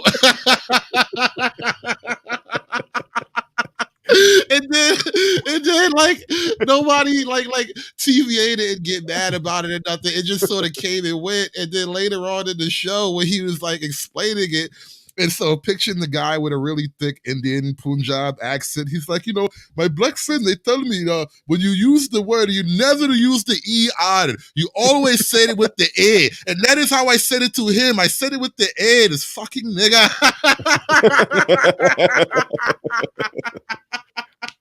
Yo, that was the best thing I ever seen on that channel so far, bro. That cracked me up. I was dying. God damn. It's funny too, because I know TVA was just probably throwing so much racist stuff. Do you say this at your call center? Yo, he was really coming at him like you was totally like being personal, taking jabs at him, and then like, dude, you really is being racist. So when he comes and plays the race game back with you gonna cry about it now. But he didn't, to be fair. It was funny as shit to watch it happen though. It was hilarious. And he literally gave this exact explanation of why he said and how he said it. It was literally this. Wow. That's funny. That's funny. Brother Xavier, the Prophet of Thought series is something somebody's asking where that happened. But all right. Oh yeah, and then he lost the debate after he got hit with the N-bomb. How do you lose a debate on a black channel to a non-black guy who hit you with an N-bomb? That shit was so good, bro. Yeah, I'm a little disappointed. He should have won on those grounds alone. He should have won on those grounds alone. I see Brother X in the chat. Yo, what up, man? That's funny. Oh, that was a good night. That is too funny.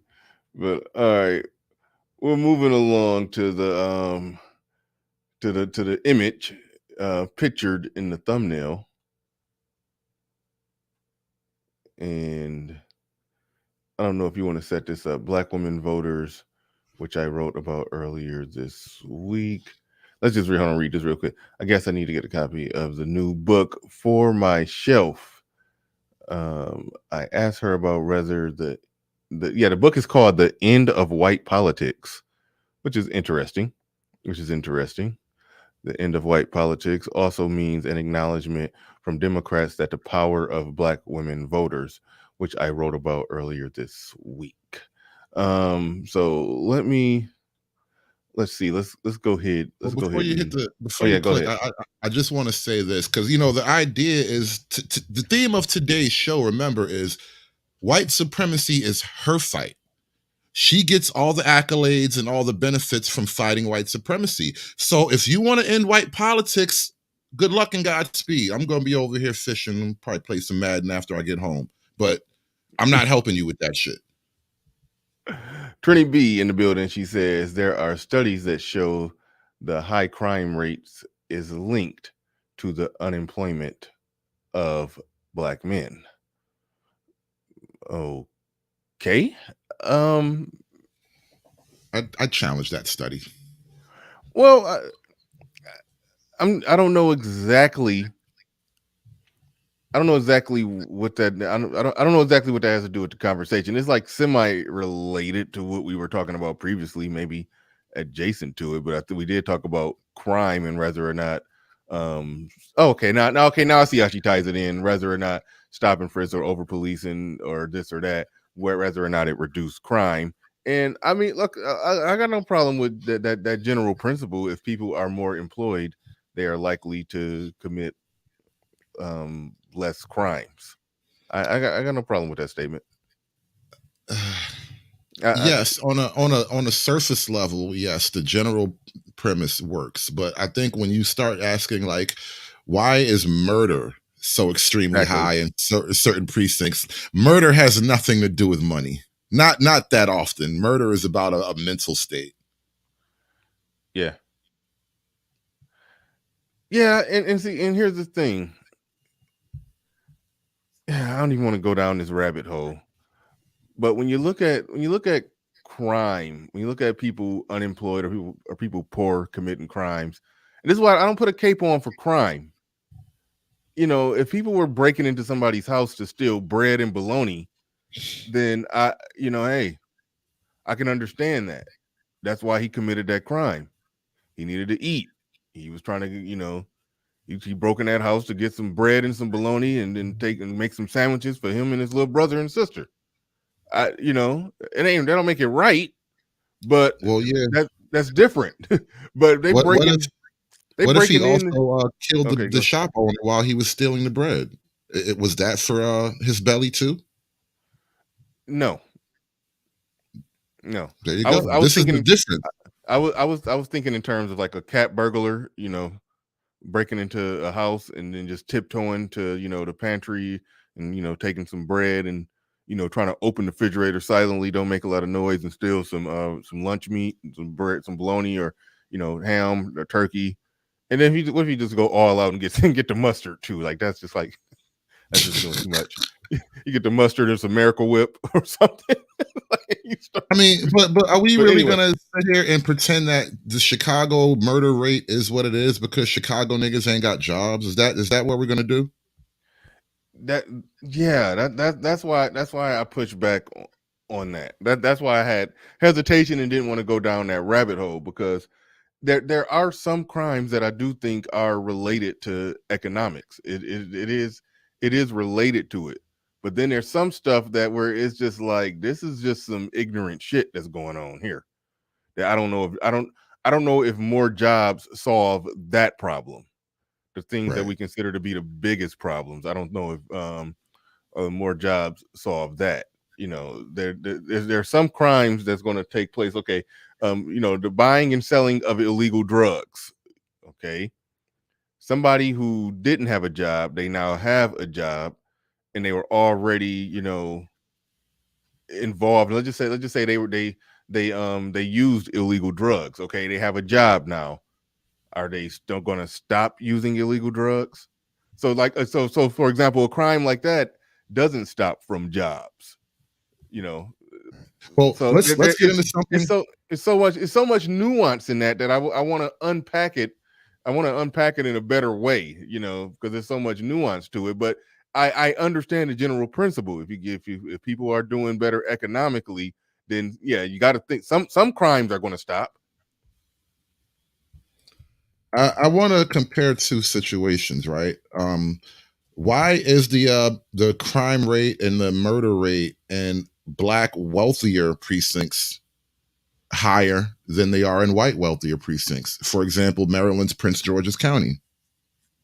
Mm-hmm. Prince PG County is pretty much where black wealth lives in the state of Maryland. Compared to their white counterparts, PG County is noticeably more violent. Not like the ghetto, obviously, but them rich niggas be thinking they thugs too. So I think what you're saying, that it's thug culture more so than whether or not that thug has a job, whether or not the guy who's subscribing to aspects of thug culture, you know, has a job at the factory or not.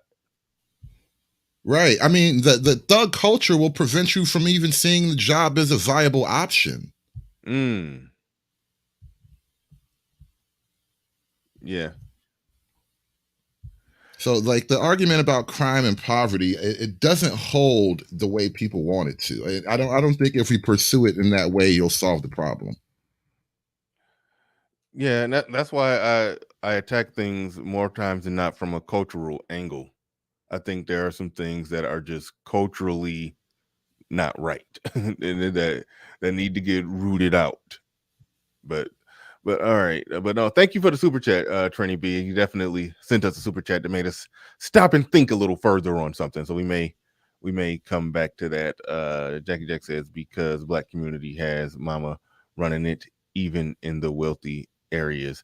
See, that part I don't know about. I think in the wealthier areas, I tend to believe it's probably more men, more men and more families that are, you know, structured properly in wealthier black communities. I talked about before how Not with black women. well, okay, all right. I mean, well, I just talked about before how, you know, the neighborhood I grew up in, by the time I was in about the 7th or 8th grade, it was for the most part a middle class black neighborhood where, you know, it was next door neighbors, mom and dad still together. It was a black couple with, I think, with a daughter that stayed next, the other house next door. I'm sitting there trying to remember it was mostly couples and families, married people who for the most part, far as I know, owned their home. And it was a nice middle class, we wasn't nobody balling, it was working class people, working class people, they probably combined the money together and probably have, made 100K when they combined the two salaries together. But working class people. And yeah, what was the point I was trying to make? It wasn't no nigga shit. Yeah, you're talking I about think the that's family structure. The family structure was intact in that neighborhood, and you really just didn't see nigga shit. Even if it was some families that were blended, it was with a stepdad or whatever, it was some blended families going on like that. But still, at the end of the day, it was still families with man, woman, children. That's what I saw there. And And you ain't seen nigga shit anyway. that's what I say is changing. And then what Jackie Jack said, I think, is proving more and more true for Black people anyway. Even as you move up the economic ladder, you're still gonna see an overrepresentation of single mothers. And I've been noticing something lately. I noticed a Taco Bell commercial, and I think I lost it. I probably erased it from my clips, but it was a Taco Bell commercial where they featured a young teenage SYSBM boy, and it was like prom night, right? So the boy is Black, his prom date's a little cute redhead white girl, and the white girl, they're obviously at the girl's family, and they're at her house, they're picking her up for the prom or whatever, and her dad and mom, liberal couple by the way, total hippie couple, but still a mom and dad. And then for the Black boy, his family was his mom and little brother. Oh. And that was that commercial. And I just noticed on another commercial, I forget exactly what they were selling, but everyone else was sort of family units. And then there was the mom and her son. And actually, she was paying for her son to go to college. And the thing was, I forget what they were selling, but they were advertising towards women.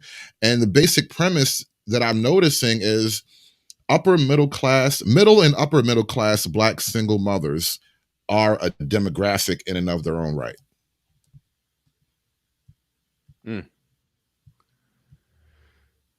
right, let's roll this not so beautiful bean footage. Let me move that just in case it's in the way of anything. But all right. As I turn, I'll just stop and looking at her. She's kind of cute to me. Anyway. Turn it over to Aaron Haynes. I note, Aaron, that you're writing about this very subject in the Washington Post right now. Just for the record, the one proudly rocking her natural hair, who I think worked for Hillary Clinton. You noticed that, right? Yeah. Just who wrote the book, The End of White Politics, who's made it really high up, and marketably more attractive than the one who got a few pounds of weave in her hair. Like, you don't need to weave. I just throwing that out there. This woman weaved out and more attractive than the woman who's weaved out. And I don't think this woman is denied opportunities that this one is let in because she has somebody else's hair on her head. Like, the contrast of looking at these two women, and where she's, I believe the more successful of the two, is refuting the argument of the previous woman that we had up talking. But anyway, and just at a glance, the natural hair woman just looks like a nicer woman. Like, I would have a conversation with her. Mm-hmm. The other one, nah, I wouldn't even try to smash. I thought you were talking about another type of conversation. You was talking about fucking. All right. Anyway. No, seriously, that's literally what I mean. Like, the one with the natural, I would actually talk to you like a human being. The other one, I'm not even trying to fuck you.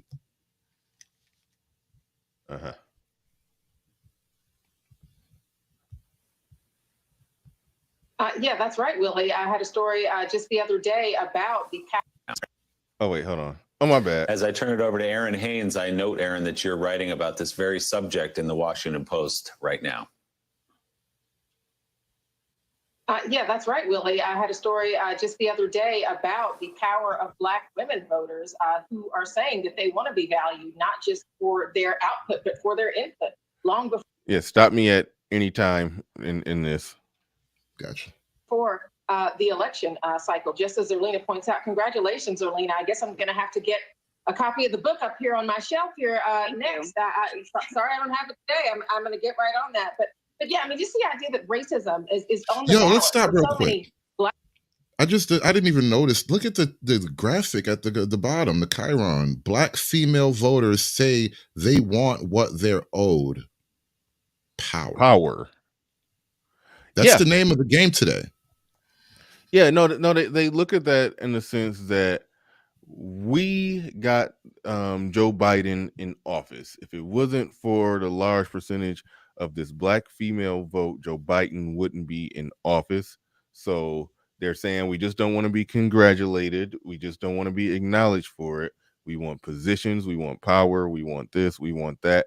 These are our demands for getting you in. And I go back to the statement I made earlier in the show. Yes, Black women vote at very high, at a very high percentage for the Democratic Party.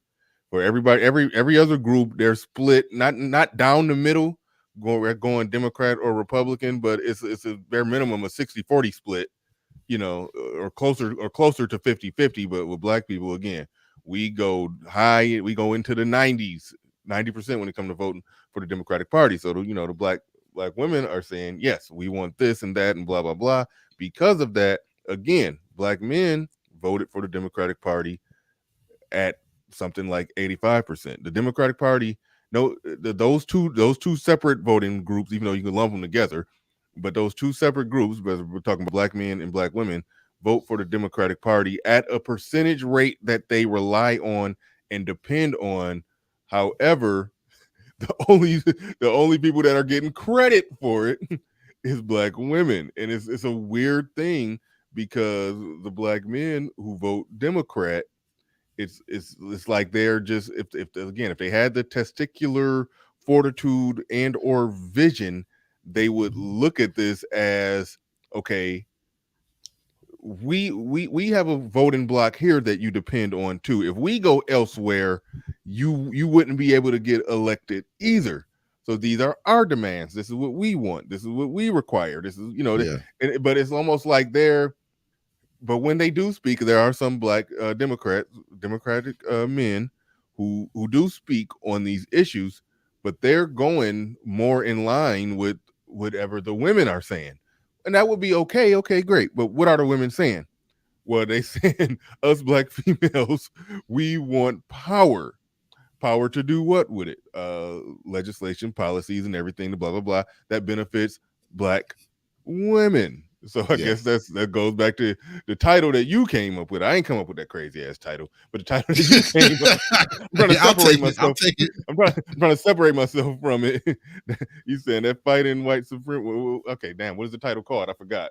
White supremacy is her problem, not ours. That's her thing that's her thing to go over there and fight. But anyway, go ahead. No, I mean, what power have Black men gained over the last, let's say I'm 40. So in my lifetime, what power have Black men gained vis-a-vis fighting white supremacy? Black women have sure come up. We ain't coming up at all. And then if you really look at the duplicitous nature of it, Black women, on the one hand, are working hand in hand with the white supremacy they claim to be fighting. And what they do is turn around and use Black male images and anger and aggression as leverage to now chip off more power from the white supremacy that they say they're not fucking with. And that reminds me of that statement made. I did some content on that when Jamila Hill said Black men, she's starting to realize that Black men don't want to actually dismantle the patriarchy. They just want their share of it. Into that, I was like, yeah. But but moreover, in their own way, they are fighting for their share of the spoils of America as well. Like they're fighting for their power, and like you said, to go back to Black Lives Matter, which was created by 3 black women, and I think 2 of them. I think 2 of them not even legally not mess with black men. They don't mess with men at all. But that's a whole nother thing. But they built it off of the dead bodies of black men and used that to try to get, their power from it. Which I mean, look, on its face, I can't knock that. That's a damn why didn't we think of it type of thing. Even though I wouldn't want to go down that route because I don't like to go the we are weak, downtrodden victim narrative. But then again, there's a such thing as playing that victim card and getting something out of it. I said that the Asians did that with the Asian hate initiative bill or whatever the hell. So there's a such thing as doing that. I just don't like to go that damn route. But yeah, go ahead. Even with the Asians, like I had an idea. I think my next show is going to be a Black Love show, probably tomorrow night. Oh, no, Black Love now? Nah, I'm going to show you niggas getting beat up by their girls. All night long, niggas getting beat up by their girl. But no, the thing about the Asian hate is that while the bill passed, there were actually like viral videos of random attacks against Asians. You don't really see that against black women. You don't really see that many random videos of black men just wilding out on a black woman. It happens, but it's not as prevalent as the Asian hate thing. This is why I'm like, the victim thing doesn't quite apply if you actually were being brutalized in public and people have tape. Well, real quick, with the Asian hate thing, you think it was actually merit to that? Because I do remember Ramil did a stream where they just made a website where anybody can go on and report some hate crime. Like, do you think it was actually Asian hate? Like, was it actually something? I mean, I understand a video can go viral, but was it actually a thing? I don't really know how to answer that, because I will say this. There are definitely viral video instances of black people attacking Asian people. I don't know if somehow the rates are up compared to like historical levels.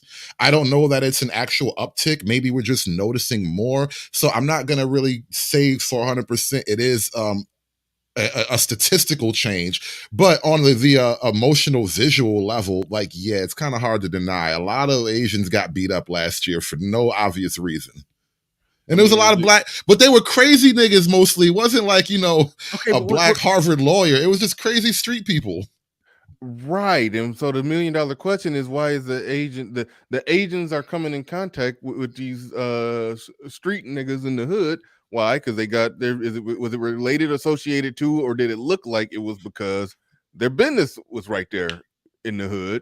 And so, you're running your family business, whether it's your weave shop or your Chinese little Chinese spot, little Chinese restaurant, or something like that in the hood, and eventually somebody busts your head.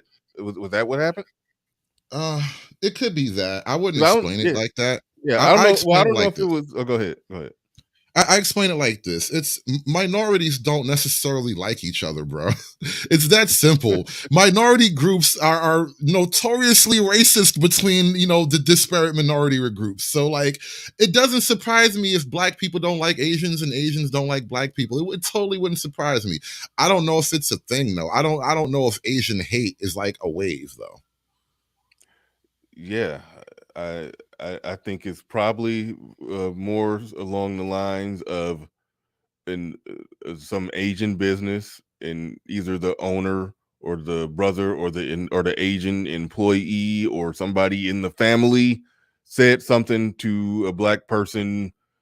I don't know, loitering or something, or or maybe he didn't get the correct change back, or who the hell knows what the hell happened that made where the Asian dude said something that sort of sound like, "I feel sorry for your mother," and then he got his ass whooped by O-Dog, something like that.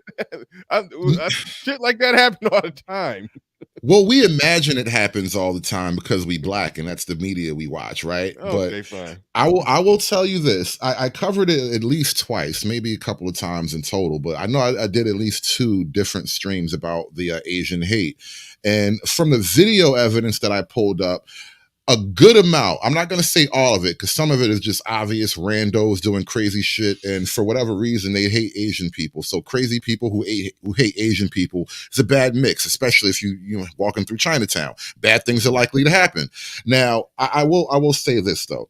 There were several noticeable incidents, not very much men, 1 or 2 men, black women in the Asian beauty supply store or black women in the Asian restaurant.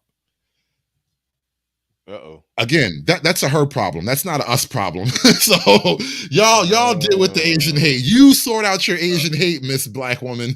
Now, on our end of the internet, and by our end, I'm just talking about on Black YouTube, Black Twitter, we got to see the times where a black woman, I guess, was not satisfied with the quality of her nails or whatever, and didn't want to pay, and then they tried to stand in front of the door, and then the black chick ended up getting mollywopped by, like, 6 or so Asian chicks, Yeah. or the store owner would give her a 1-2 or something like that, and I think I then played that video. yeah, that's what we would end up seeing on our end of it. But on other areas of the internet, they were sharing more of the times when the black woman beat the hell out of the Asian lady, if not the Asian man as well. Oh Was yeah. that- Oh yeah. I mean, okay. it goes back and forth. Sometimes they're clearly being a little extra, maybe a little racist. Sometimes it's obvious that the Asian people are just doing something. But a lot of the other times, it's like, you just fucking with people, dude. Like, leave the Asian people alone. And then, oh damn, I totally forgot the last story I wanted to mention with this whole Asian thing. It was something that just popped up and slipped right out my mind. All right. Well, hopefully it come back. But all right, we'll roll some more of this. But yeah, I didn't do no content on the Asian hate thing, but I do know SKC was on top of it. Was basically pointing out that that Asians, they weren't saying. It's like almost like with all the Asian hate thing that they were talking about, they were saying it without saying that it was black people. That's what they was doing. But Well, no, the Asian individual may say, well, the media is trying to act like black people aren't on video fucking Asians up. So when they talk about stop Asian hate, they're trying to blame it on the white man.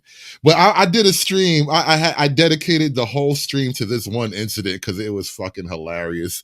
So there was a Japanese guy in a restaurant somewhere in America, and a black woman walks in, and he's like, I don't serve black people. Like, I shit you not. Yes, I shit you not. The Japanese guy, and but it was so funny to watch because he was like, his little fucking Japanese accent. She was like, "What do you mean you don't serve black people?" He said, "Because they come, they don't pay, they steal, they don't pay." Right. So, imagine now that the Asian business guy, he's saying that all the black people coming in and steal out of his restaurant. So he's mad. He like, I don't serve black people. So the lady who's videotaping the whole thing, she was saying how her sister had came in and he refused to serve her. So that's why she had came in to see what's going on. And now she's recording the whole thing. And the guy was like, I don't serve black people. They steal. And she says, well, that wasn't me. I didn't steal from you. Why would you not take my money? And this motherfucker said, same face. I was done. He said same face? He was like, same face. Like the old racist Asian man. But was he a racist before he started this business, or did we make him racist because we kept stealing his egg rolls? Oh man. Yo, it was hilarious. I gotta, the video is done, fucking man. nuts. That's he said same face. I don't know if he was trying to say you're the same one, or maybe he just couldn't tell them apart. I don't know. No, I think he literally said all you niggas look alike. That's literally how it sounded. Like that's all. Like I guess I'm just not sensitive, so I actually do see people being racist. It looks bizarre and weird. Like, bro, you really said that shit. But like, then on the other hand, I do have a tiny ounce of sympathy for the guy because, like, look, you steal my shit. I mean, I might swing the bat at you. I might pull samurai sword out. You know, how are you supposed to feel about niggas when niggas are the ones stealing your shit? Look, I mean, I put it like this: when that great fateful day comes, when Black people own all, if not the majority, of the businesses in the Black community, the uncomfortable question is: are we going to be serving our own people? Selling? Are we going to be serving our own people behind a bulletproof glass as well? That's the uncomfortable question, and it was a local barbecue place that had some real good barbecue. They opened up shop.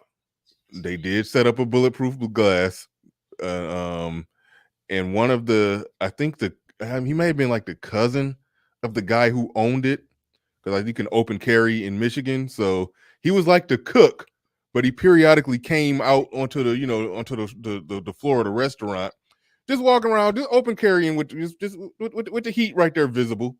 I mean, so the fact of the matter is that when Black folks open businesses in Black communities, we know we gotta ratchet up the security and gotta be on guard.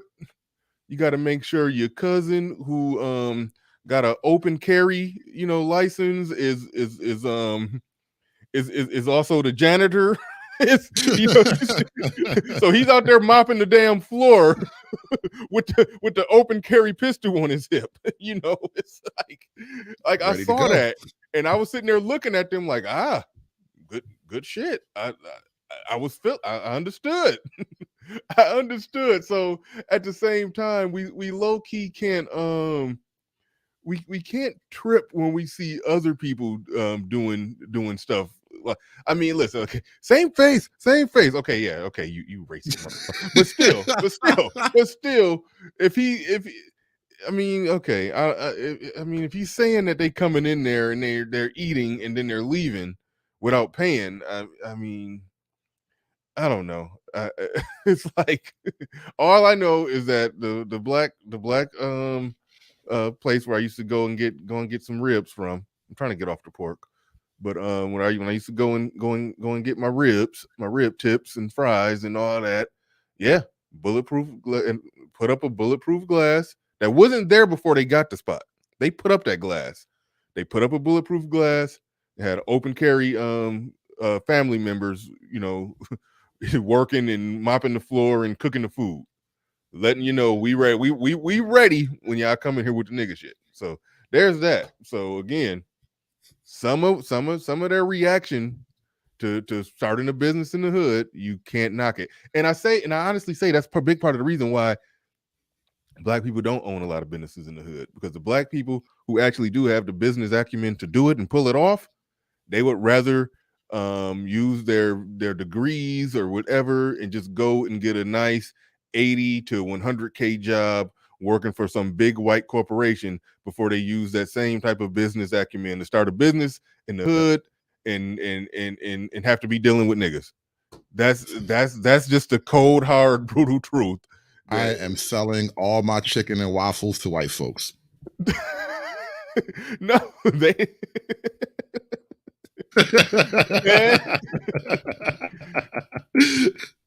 Gonna have to drive a long way to get these chicken and waffles is all I'm saying, nigga. Now I do think Black men do need to take over that whole take over those hair stores, open them up, compete, but the fact of the matter is, I mean, damn, I just thought about it. When you go inside one of those hair stores, they you don't see the bulletproof glass in those. It's like, well, I don't know. Well, I just noticed that. But at the convenience stores, by those Arabs and in some of the Chinese restaurants where it's just takeout, you see like the glass, but you don't see that at the weave store as much. But anyway, my big plan and vision for Black people to someday own the majority of the businesses in Black communities is hopefully it's an open carry. hopefully, hopefully the open carry laws are intact. Hey, let me ask you something, because I know I joked about this earlier, but I think you really are in the hair business. I saw this in the mall recently. Do they have this around you? Do they have weave in the vending machines? No, that's not a thing where I'm from. It's just a There's standard. No, they don't got nothing like that. It's just, you go into the store. Yeah. There's a machine in the mall up here. It's got a fucking weave vending machine. Like, I don't know how much it costs, but like, I guess you put your money in and hair comes out of the slot. I've heard of that, but no, I've never actually seen it. Yeah, man. That Good is stuff, crazy good stuff. though. That is crazy. All right. Black voters, and this is a very different conversation than we're having in 2016 in terms of who in the electorate that we're talking about when we talk about who has racial and economic anxiety, right? I wonder if the end of white politics for you means, in part, an acknowledgement, from the Democratic Party finally on the work that Black women voters have long put in to this party and the return on their investment that they are saying not only that they are owed, but that they have earned, and how that might show up in terms of how the Democratic nominee, Joe Biden, would govern if elected. That's exactly right. And I think in the chapter on Black women that's in the book, I talk about the fact that, Black women are the base of the Democratic Party. Women of color are a growing force in the American electorate. And my colleague on the Clinton campaign, Maya Harris, wrote that and did all of that analysis back in 2010 when she wrote a paper for the Center for American Progress. And essentially what it showed is that as we head into this future, into 2045, Black and brown women are going to become increasingly important up and down the ballot in terms of... Real quick, just to throw it out there. I always throw it out there whenever I hear it. Black people are always saying Black and brown people. I never hear brown people say brown and Black people. They never lump themselves in with us, but we constantly lump ourselves in with them. Yeah. I still don't get that. I'm yet to hear them.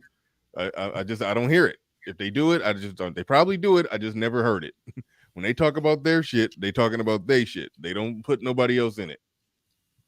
And essentially what it showed is that as we head into this future, into 2045, Black and brown women are going to become increasingly important up and down the ballot in terms of winning elections, because we don't just vote. We vote in large numbers and we pull the whole household with us. And as my right there. Yep. Because that was the title that you snatched that to make your title earlier. Here's the thing, and I want to double down on this point again. It can't be about how to get women. It can't be about who's sleeping with who. It can't be about the girl you didn't get in the last year of high school. It has to be about who controls the children, who controls the future. Because when we let them peg us into, you just want pussy and you just mad at women, you're not really going to carry that argument far enough. But right here, this is where the magic happens. Who controls the future? Why should men acquiesce control of the future to women? Sell me on that idea. Not you, Bernard, but that's what I'm asking. Sell me on that idea. Why should I cede the future of my wealth and my finances, my hopes and dreams? Why should I put them in her hands? Have you ever done that before? Put your hopes and dreams in a woman's hands? I was married, so I mean,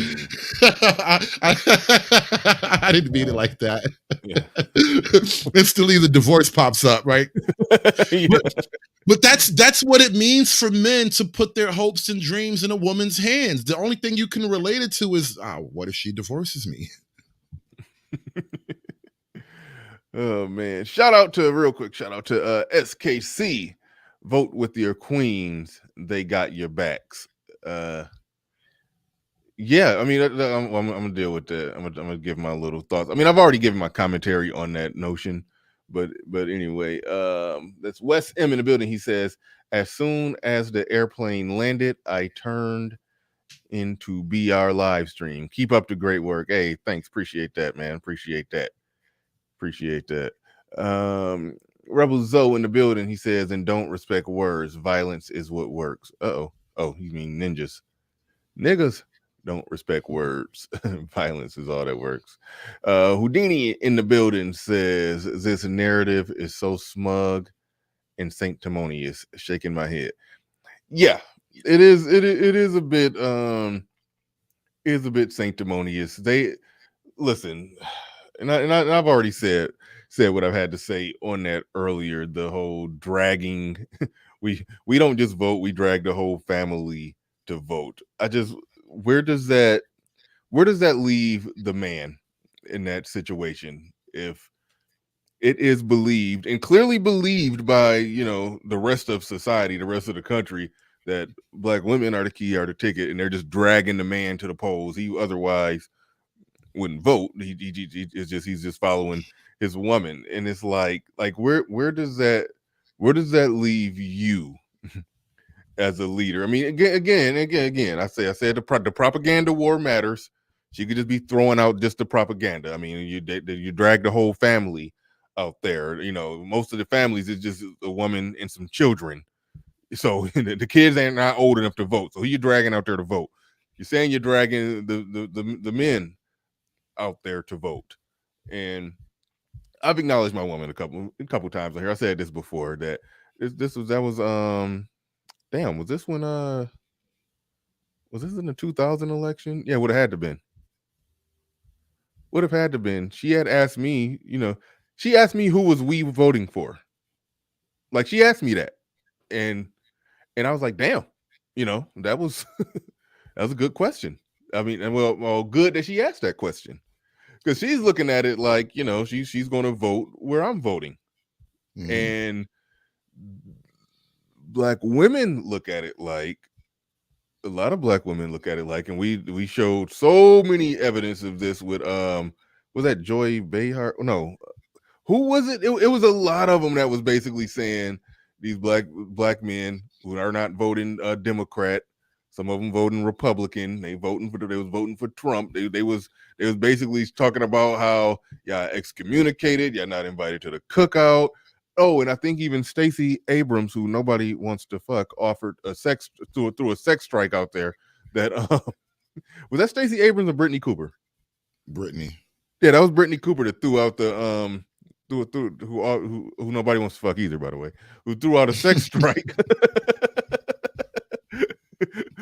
who threatened to remove a vagina that nobody wanted from if black men don't vote Democrat. And when I just listened to this, and I was just like, oh, here they go. But at the same time, if you look at black men on the Democratic side of things, what are they doing? What are they saying? What are they advocating for? It's almost like they're for and in favor of everything that the women are for, and the only thing that it sounds like they're in favor for when it comes to men is just the is when it comes to, like I said earlier, the Pookie and Ray Ray problems. that they want to help that. We want some criminal justice reform, and yeah, there's some aspects of it that okay, you could tweak this, you could tweak that, to George Floyd bill, okay, but it's like, is that is that all? It's like that's all we are. That's all we are when it comes to politics, where dead bodies on the ground or people getting locked up for selling nickel bags. Like that's how they view black men. We got to address the nickel bag kings and the people that get shot by the police. That's it. We can address that. Then we've addressed black men. Okay, now let's go give black women all the position and political power in the Supreme Court seats and all that. Let's do all that. Just make sure we, anyway. All right, go ahead. I think I would address it in a slightly different way. Not disagreeing at all, though, but I think what you're seeing is those are the men they want to fuck. So yeah, you're gonna get your boo out of jail as soon as you get your money up. Of course you are. Of course you're gonna spend your $1 million lottery paying to bail out your Pookie boyfriend, because that's who they want to fuck. So when they get in positions of authority, They're going to behave just like the girl who wasted her lottery money on her baby daddy, because ultimately that's what they're motivated by. And so, and I hate to make it that crass, because obviously it's not that simple of a one-to-one comparison, but I think on a subconscious level, that's what's playing out. Just like subconsciously, the race game is really about the white men that didn't want to fuck them. Well, the get Pookie out of jail game is about the men they secretly want to fuck. I don't think not so secretly, but okay, yeah. But yeah, but no, I definitely hear what you're saying, and I debate on how much of it is that where they're doing things. It's almost they're making conscious actions subconsciously when it comes to something like that. It's like there is so sometimes I don't know if that's the case. I don't know, but it has a ring of truth. You could definitely make the connection there. I watched 3 episodes of the Tina Knowles thing, and I may do some content on that. I know Obsidian. I think Obsidian's doing a live stream on it tomorrow, because I think the final episode of it drops today or tomorrow. But I watched the first 3 episodes. The first one, it was about black men and crime. That's what it was essentially all about. Oddly enough, it was a part in there about, this is a good manosphere politics. It was a part in there about changing the image of black men, and they used his Instagram page about suits and this menswear Instagram page. This guy who created a business, and it was almost like he was taking words right out of Kevin Samuels' mouth. It was fun, kind of funny watching it. But that ain't the part of it that I highlighted. The part of it that I highlighted is the first one was about the criminality and the perceptions. Are black men dangerous? And it was just making the case that black men are not dangerous. It's the media. Shout out to Chris Rock when he said, when I'm when I'm at the ATM machine, I'm not looking over my back for the media. I'm looking for niggas. Ted Koppel ain't never stole shit from me. Niggas have, but anyway.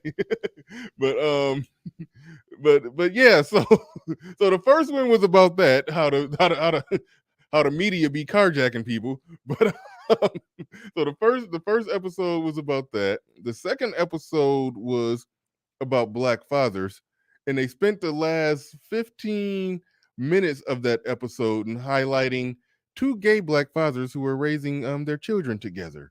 And then the third episode of it was basically a Black Girl Magic parade. It was basically like it was all about black women.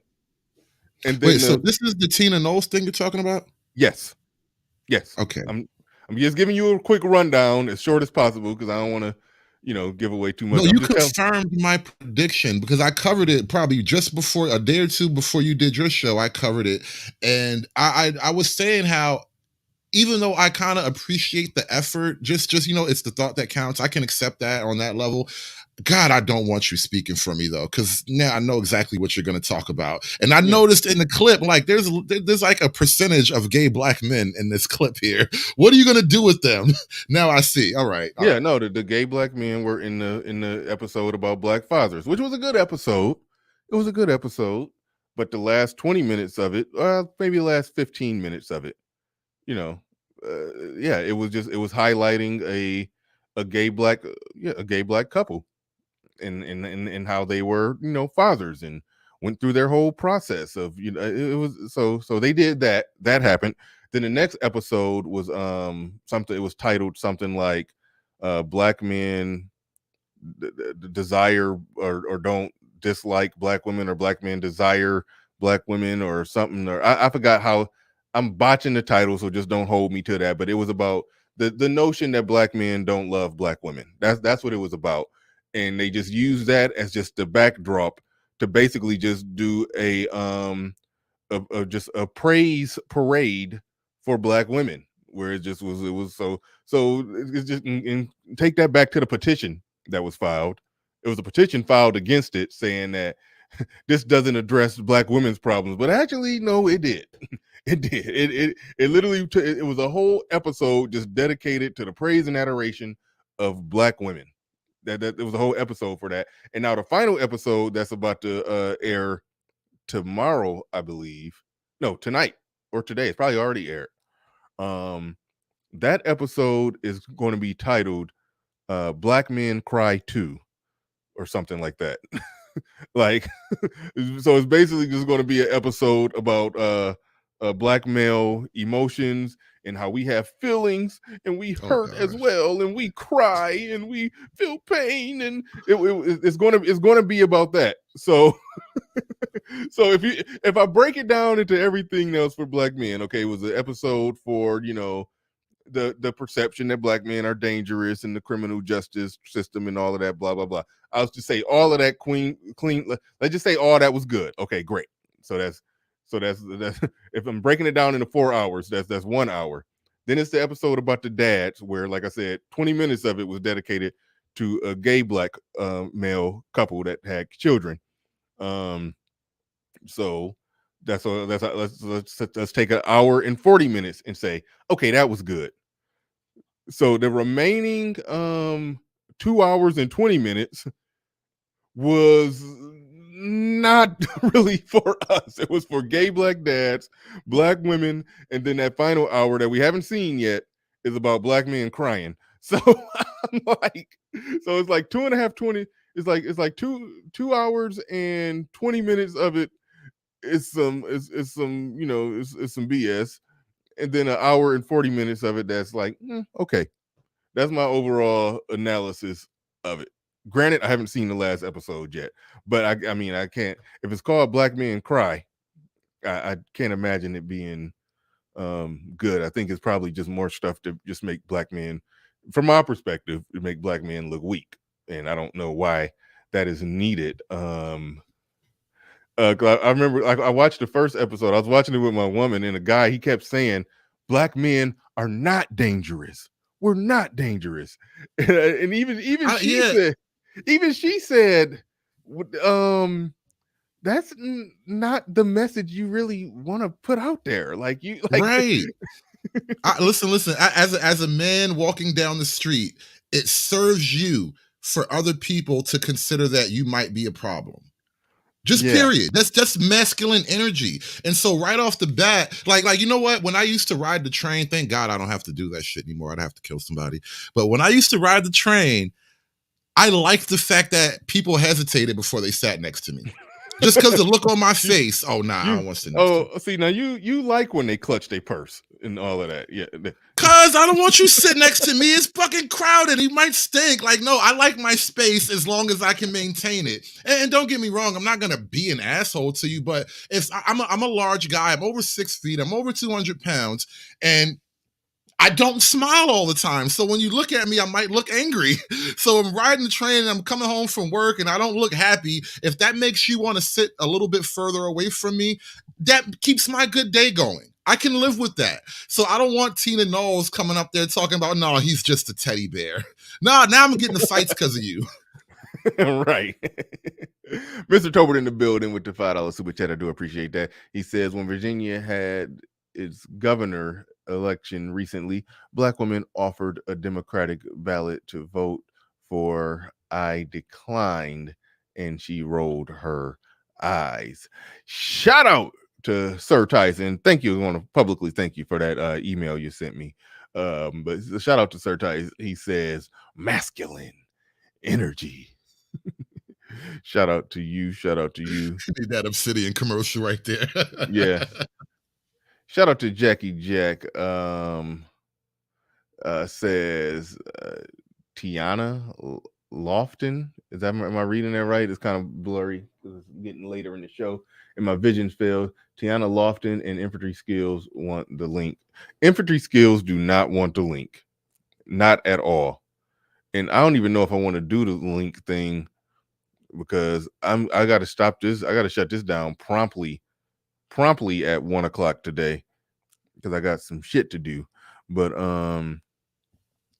so I don't even know if I want to play around with the link. But I'll briefly. I guess I'll float it out there. Well, if you got a hard break, there's probably a couple of other interesting clips I want to pull up too before you move on for the day. All right, well let's go ahead and roll this one out. It was almost at the end. Colleague on the Clinton campaign always says, Mignon Moore, she says, Black women are the moral compass. And if you don't have them, not only inside of your campaign to validate and speak on behalf of that campaign, but if you're not actually going into the communities and showing up for those Black women, then they're not going to show up for you. And they're not going to be very All right. Do you want to put a final bow on that one as I pull up the next one?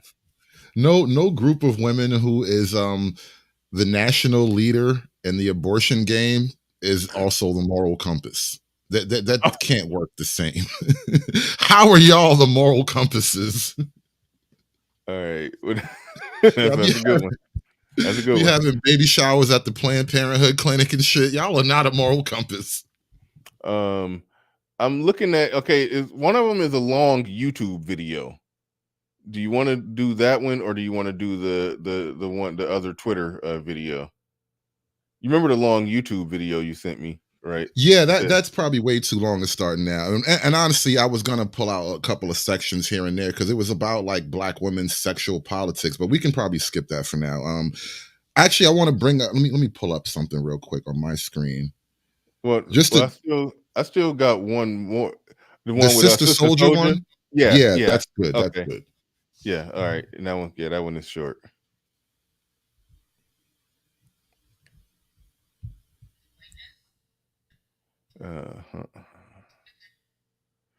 Oh yeah, this was actually funny. Services and substances. I didn't consider Mayor Dickens to be powerful. I didn't consider Marion Barry to be powerful. I don't even consider the Black woman who's there to be powerful. Tom Bradley, the guy in Los Angeles, I consider him to be pitiful, not powerful. Who is powerful? Powerful is when you can deliver resources, services, and substances to your people and not compromise. The only Black people who can become mayors of these cities are people who compromise with the white power system and deliver the resources to other places other than our community in Los Angeles. And I think the reason why we wouldn't be sitting here if they would have delivered the right verdict is because white people wouldn't have been hurt, white property wouldn't have been damaged, and America wouldn't have lost to the tune of $500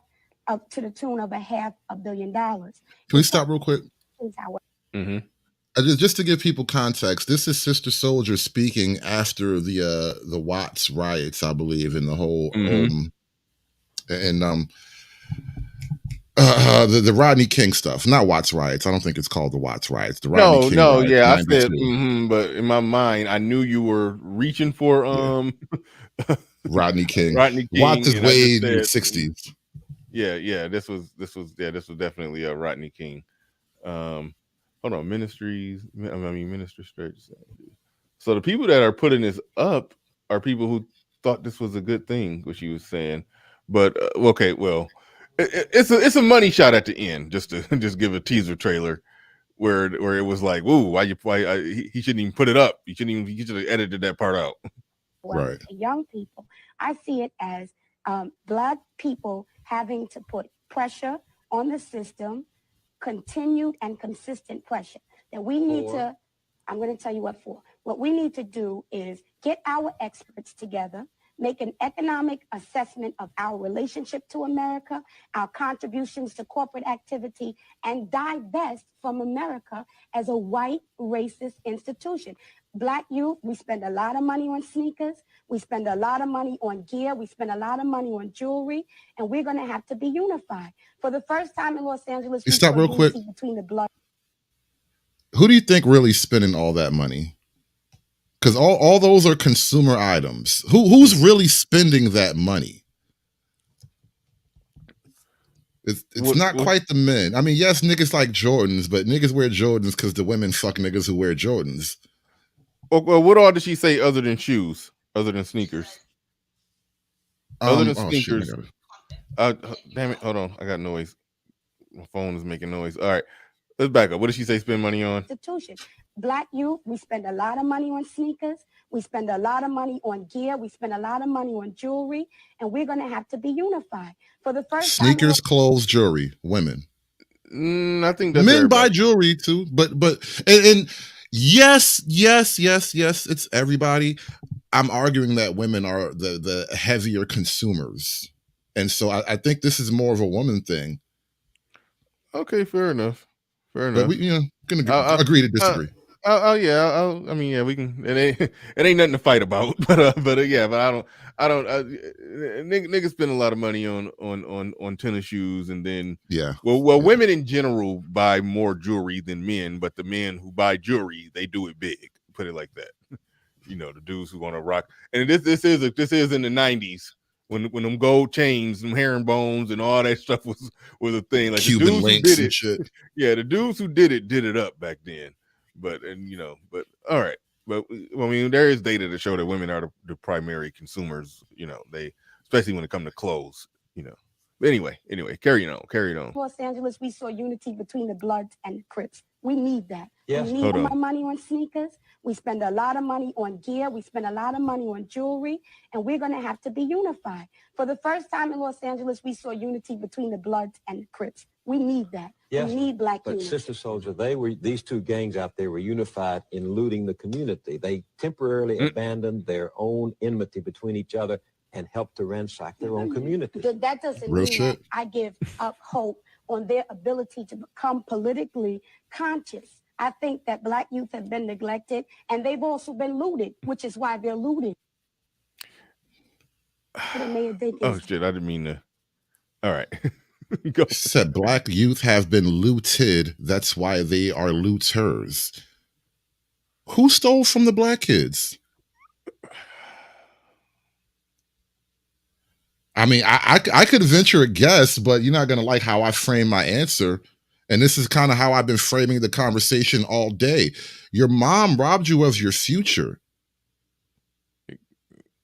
Explain. Your mom robbed you of your future.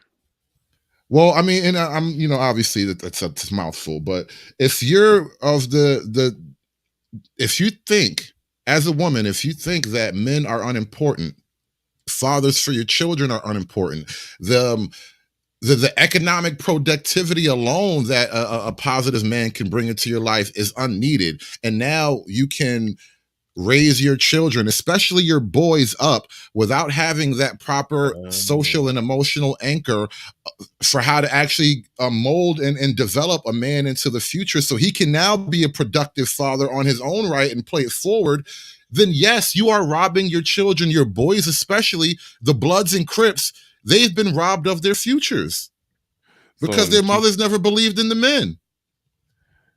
So and I'm saying a mouthful, and I can't obviously make that every individual woman. We're making a broad stroke argument here. No, I see what you're saying is when she's saying that they've been they're looting because they've been looted, and you're basically saying that she was the looter, essentially. If the kids have been looted, it was the parents, and more specifically, you're saying the mom that did the looting, essentially.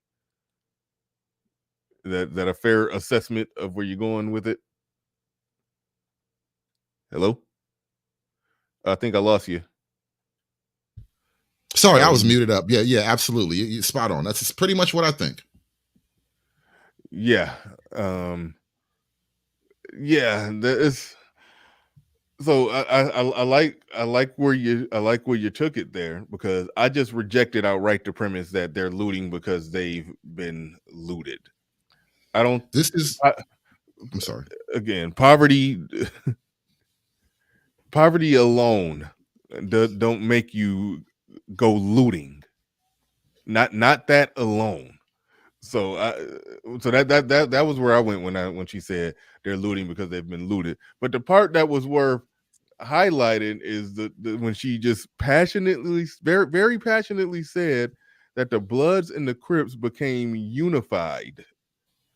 And dude, he rightfully pointed out they became unified in looting the community. They were already committing crimes. They decided that we're not going to commit crimes on each other because there's something else to go and commit crimes about. Now, I said it before, and a lot of people, gave me some pushback on this when this was after the George Floyd thing. And I don't agree you should do this, but if they had some displeasure or some were rightfully displeased with the police, and as a way to make an aggressive motion or action that we're not going to tolerate no shit like that no more, they burned down some police stations. Listen, I'm not doing it. I'm not going out there burning down police stations. But if somebody says, hey, this is wrong, we don't want police doing this, we about to send you a message. We burning your shit down. Now what, bitch? I get it. I get it. The goddamn right, those damn stores, during the whole George Floyd thing, when they show videos of those damn stores where it wouldn't even, you couldn't even tell what the store used to sell. Like you just saw racks on top of racks on top of racks empty. If it don't matter if they sold Q-tips and cotton balls, that store got looted down to the last cotton ball. Like like everything gone, looted up out of there. And I'm sitting there like, it's like you can't justify that one. But here she is on national TV. National TV sitting there saying the Bloods and Crips got unified. Because keep in mind, it wasn't cell phone coverage back in 1991. That cell phone coverage really gets the true picture. You know what I mean? That cell phone coverage got the true picture of what that looting really looked like. And it wasn't cell phone coverage back then, but just get an image of all of that. And that's what that's what she's saying the Bloods and Crips got unified in, and stealing shit, breaking shit, and burning shit down. That didn't have nothing to do with the police, but had everything to do with businesses. Some of the businesses, I mean, so let's just go ahead and call it. We saw this with the George Floyd thing. Some of those businesses was black businesses, black-owned businesses. I saw some black-owned businesses getting burned down. It was a clip. I remember Tommy Sotomayor played it. One dude was in there. He was walking up out of there with a bunch of shit, and he was like, "Yeah, we in this bitch." And then somebody next to him was like, "I think this one black-owned." Well, we still in this bitch though. I was like, man, Right. this is some nigga shit on top of nigga shit. And it blow me away when smart, okay, I gotta start saying seemingly smart people. Because I would always I think you corrected me on that one time where I called somebody intelligent. And you was like, wait, can you really call her intelligent though? But I was like, so okay, seemingly intelligent people will make arguments for that shit. And that's the part of this video that blew me away. And there's some people who, like, all right, I'm not even about to go there. That conversation that they had right there in 1991 is an exact same conversation that could have been had in 2020.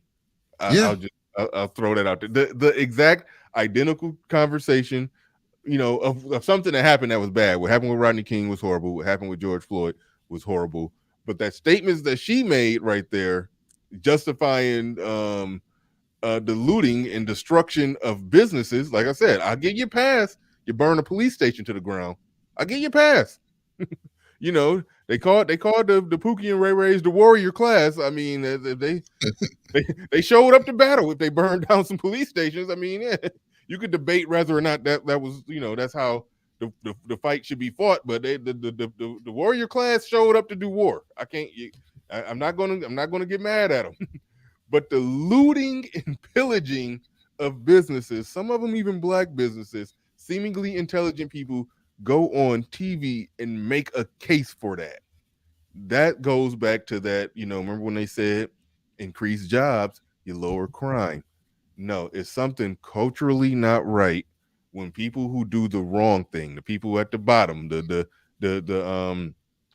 peasants, so to speak, do the wrong thing, and then the people at the top who have a microphone, who have platforms, or giving them a chance to speak on somebody else's platform, go and justify the bottom of the barrel of the society.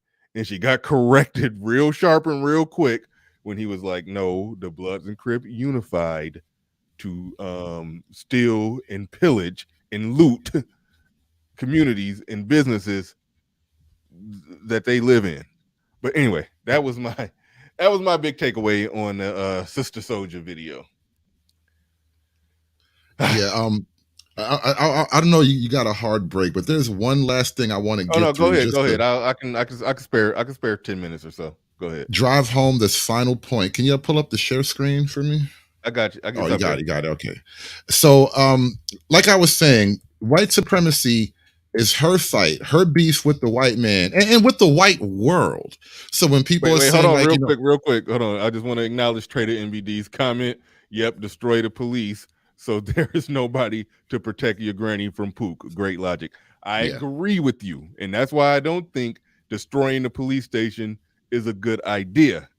However, I'm saying at least they targeted their pookiness at the person who at least the group who did something wrong. I don't think that's the good logical thing to do, but I'm saying that you can at least understand this group, this police, they doing something wrong to a community, you go send a message to them. That's all I'm saying. They if that's all that happened, I got no problem with that. The whole goddamn city burning to the ground and getting looted and then burnt to the ground, I got a problem with that. But all right, go ahead. Okay, so this is the young black girls feeling undesired by the white world. Scene 1. This. I participated in the Careless Whisper Challenge. And no, I don't think she's an unattractive. I think she's pretty cute. Where you show old, pictures of yourself from like high school and, a video of your glow up now. And I honestly, in the last couple of years, I've realized some things about the way that I grew up and how I now perceive myself. Looking back, I realized that I was never ugly. I was never ugly. Obviously, I've come into my own. I've mastered the art of makeup. I've, mastered, the way that I do my hair, and I obviously dress a whole lot better. But that's something that most people experience in adolescence. Like the whole point of adolescence is you are coming into your own. You are figuring things out. But I really thought that I was ugly, and this is a conversation I just had with my sister because she's going through the same thing where no one is asking her out to dances. All of her friends are going out and experiencing this new thing as far as like romance in their lives, and she is just watching. And I told her this: you're not ugly, you just go to a white high school. Not ugly, you just go to a white high school. This: you're not ugly, you just go to a white high school. Any thoughts so far?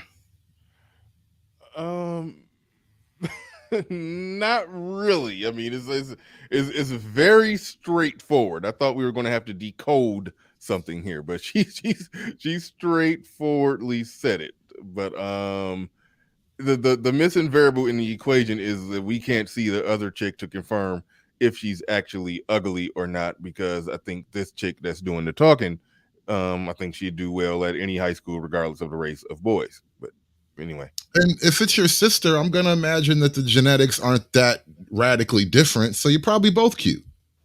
And that's it.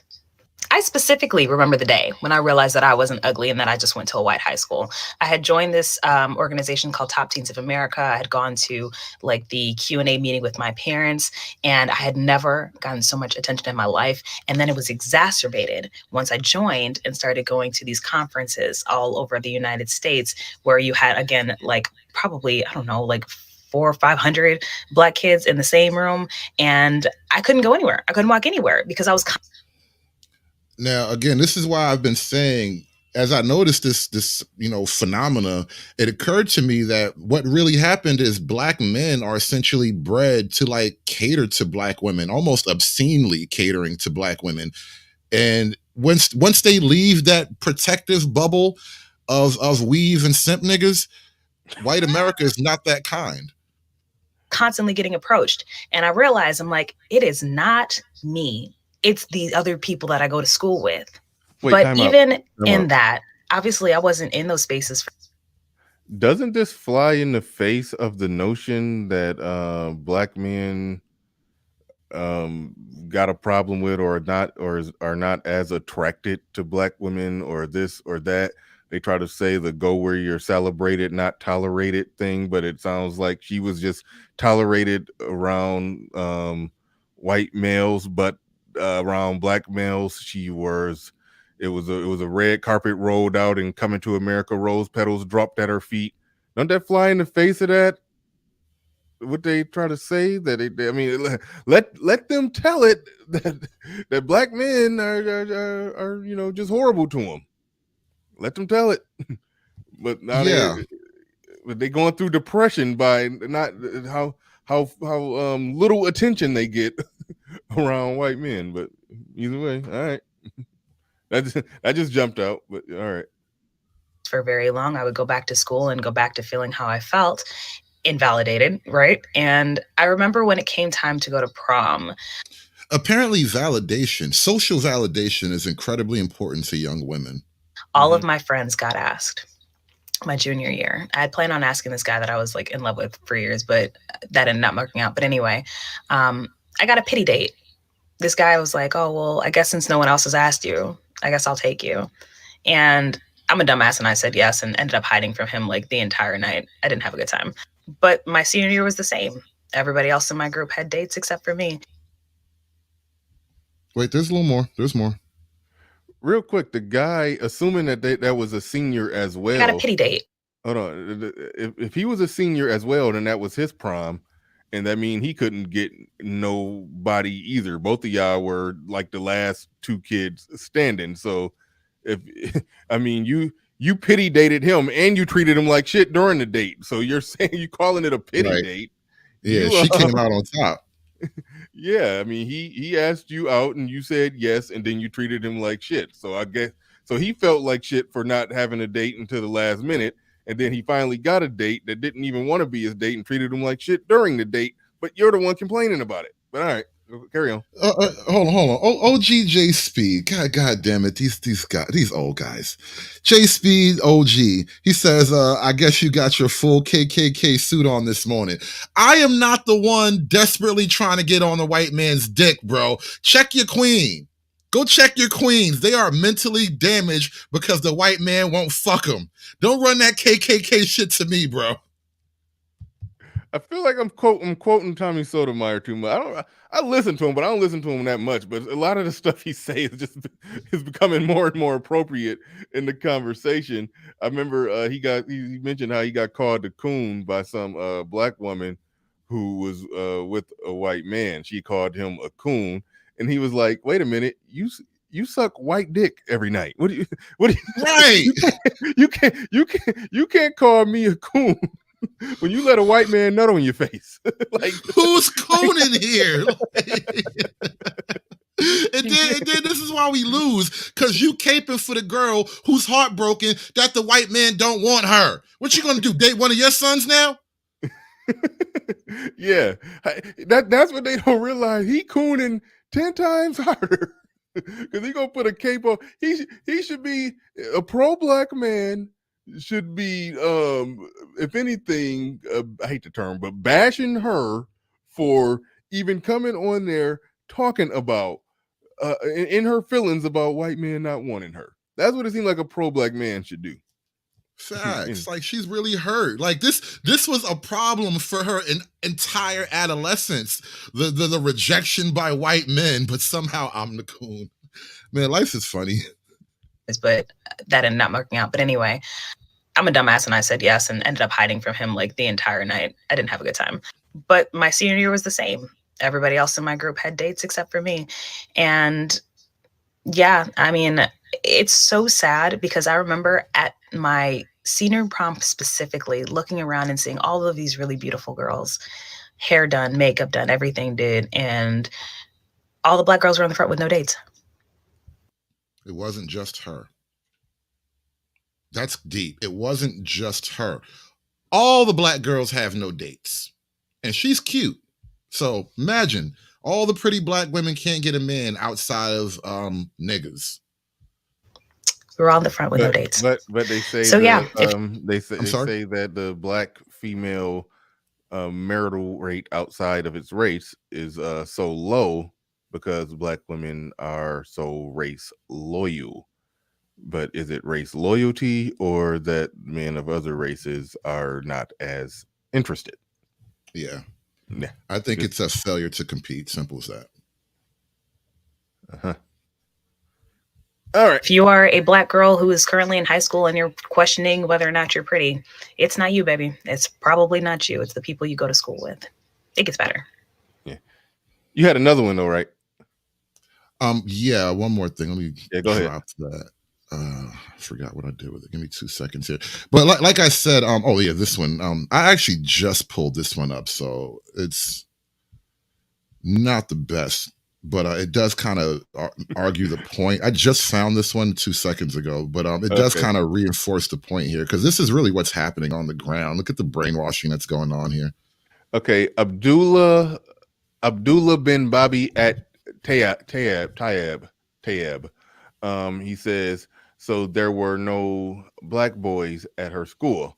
I take no pleasure in joy in saying this, but I'm going to go with the assumption that the 5 or 6 black boys at the school went to the prom with white girls. There you go. No, that's literally the complaint. Black boys are loved by white women. Black girls are despised by white men. I take no joy in pointing that out, but that's probably why the 5 or 6 black girls didn't have a date and the 5 or 6 black boys did have a date. But all right, carry on. What is this? Conversation between 2 woke people. Like, correct me if I'm wrong, but I think one of the most sinister things white supremacy ever did was convince black men that they had to emulate whiteness in order to embody masculinity. I genuinely believe black men were the original example of positive masculinity, and that has been taken away from us. Like, correct me if I'm wrong, but I think one of the most sinister things white supremacy... Okay, what does she mean? Like, correct me if I'm wrong, but I think one of the most sinister things white supremacy ever did was convince black men that they had to emulate whiteness in order to...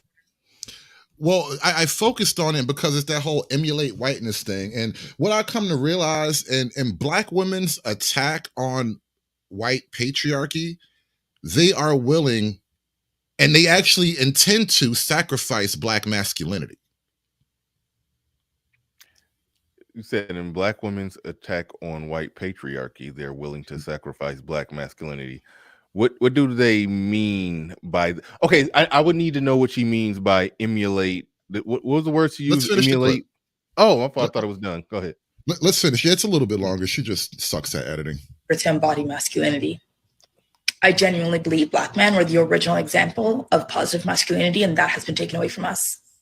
Like, correct me if I'm wrong, but I think one of the most sinister things white supremacy ever did was convince black men that they had to emulate whiteness in order to embody masculinity. Now, you remember last time I was here and I pulled up the clip of the chart of whiteness, right? You remember the whiteness chart? Oh, yeah. Just stay in line of where we're going. This is what I meant by sacrificing your masculinity. So, all right, put it this way. If the plan is to sacrifice black male masculinity in order to fight the patriarchy, then it only makes sense that we have so much LGBTQism right now. It makes perfect sense. I genuinely believe black men were the original example of positive masculinity, and that has... Like, correct me if I'm wrong, but I think one of the most sinister things... Okay, she just keeps repeating that shit. But that has been taken... What? And this is a common notion that what is positive black male masculinity? Because generally speaking, when women describe male traits that they like, they pretty much build a simp. Oh, this yeah. You said you got one more? Yeah, I had lost it for a second, but this is the last one. Go ahead. Where am I? Go ahead. While you pull that up, the good question on the table was what do they consider positive black male masculinity? I showed something yesterday where it was something where they were talking about redefining what they consider masculine. And it was centered around the notion that how gay men do better in school, so to close the education gap between men and women. I'll send it to you. Close the education gap. Actually, you'll love this because I just ran through it quick. But to close the education gap between men and women, because women are, more educated than men, slowly approaching 2-to-1. But yeah, to close that gap, it literally says straight men need to be more like gay men.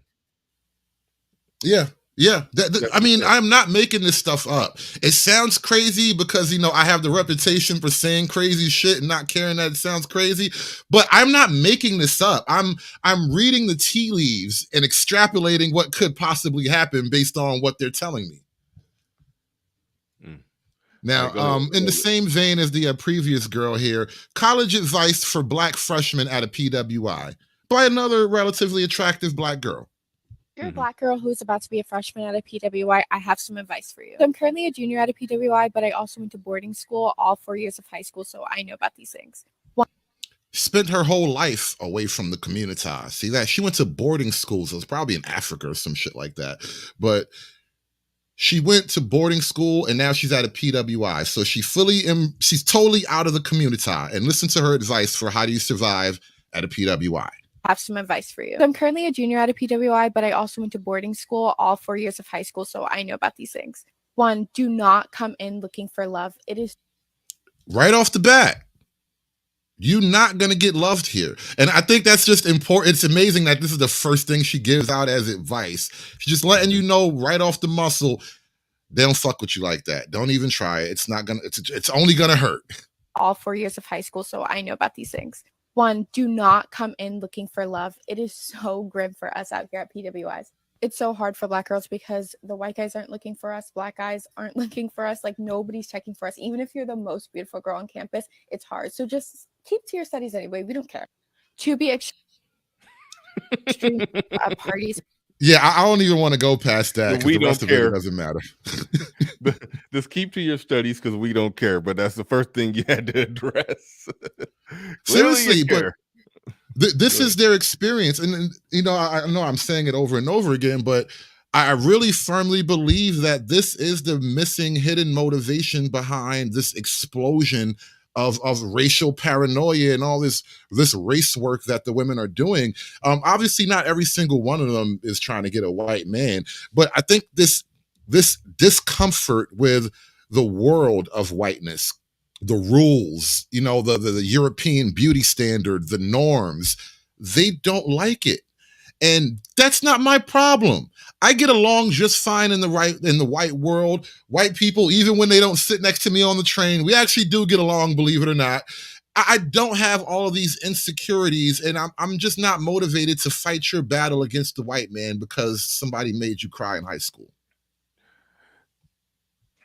Well, let that be the last words. Let that be the last words here. And again, thank you for another Saturday Classic. Thank you for another Saturday Classic. It's been wonderful. I'd like to also thank the D-Rock Den who came through with a $5 Cash App. We forgetting to shout out to Cash Apps, but thank you for that. KD, if you're listening, thank you, because you be sending Cash Apps after the show. I do appreciate that.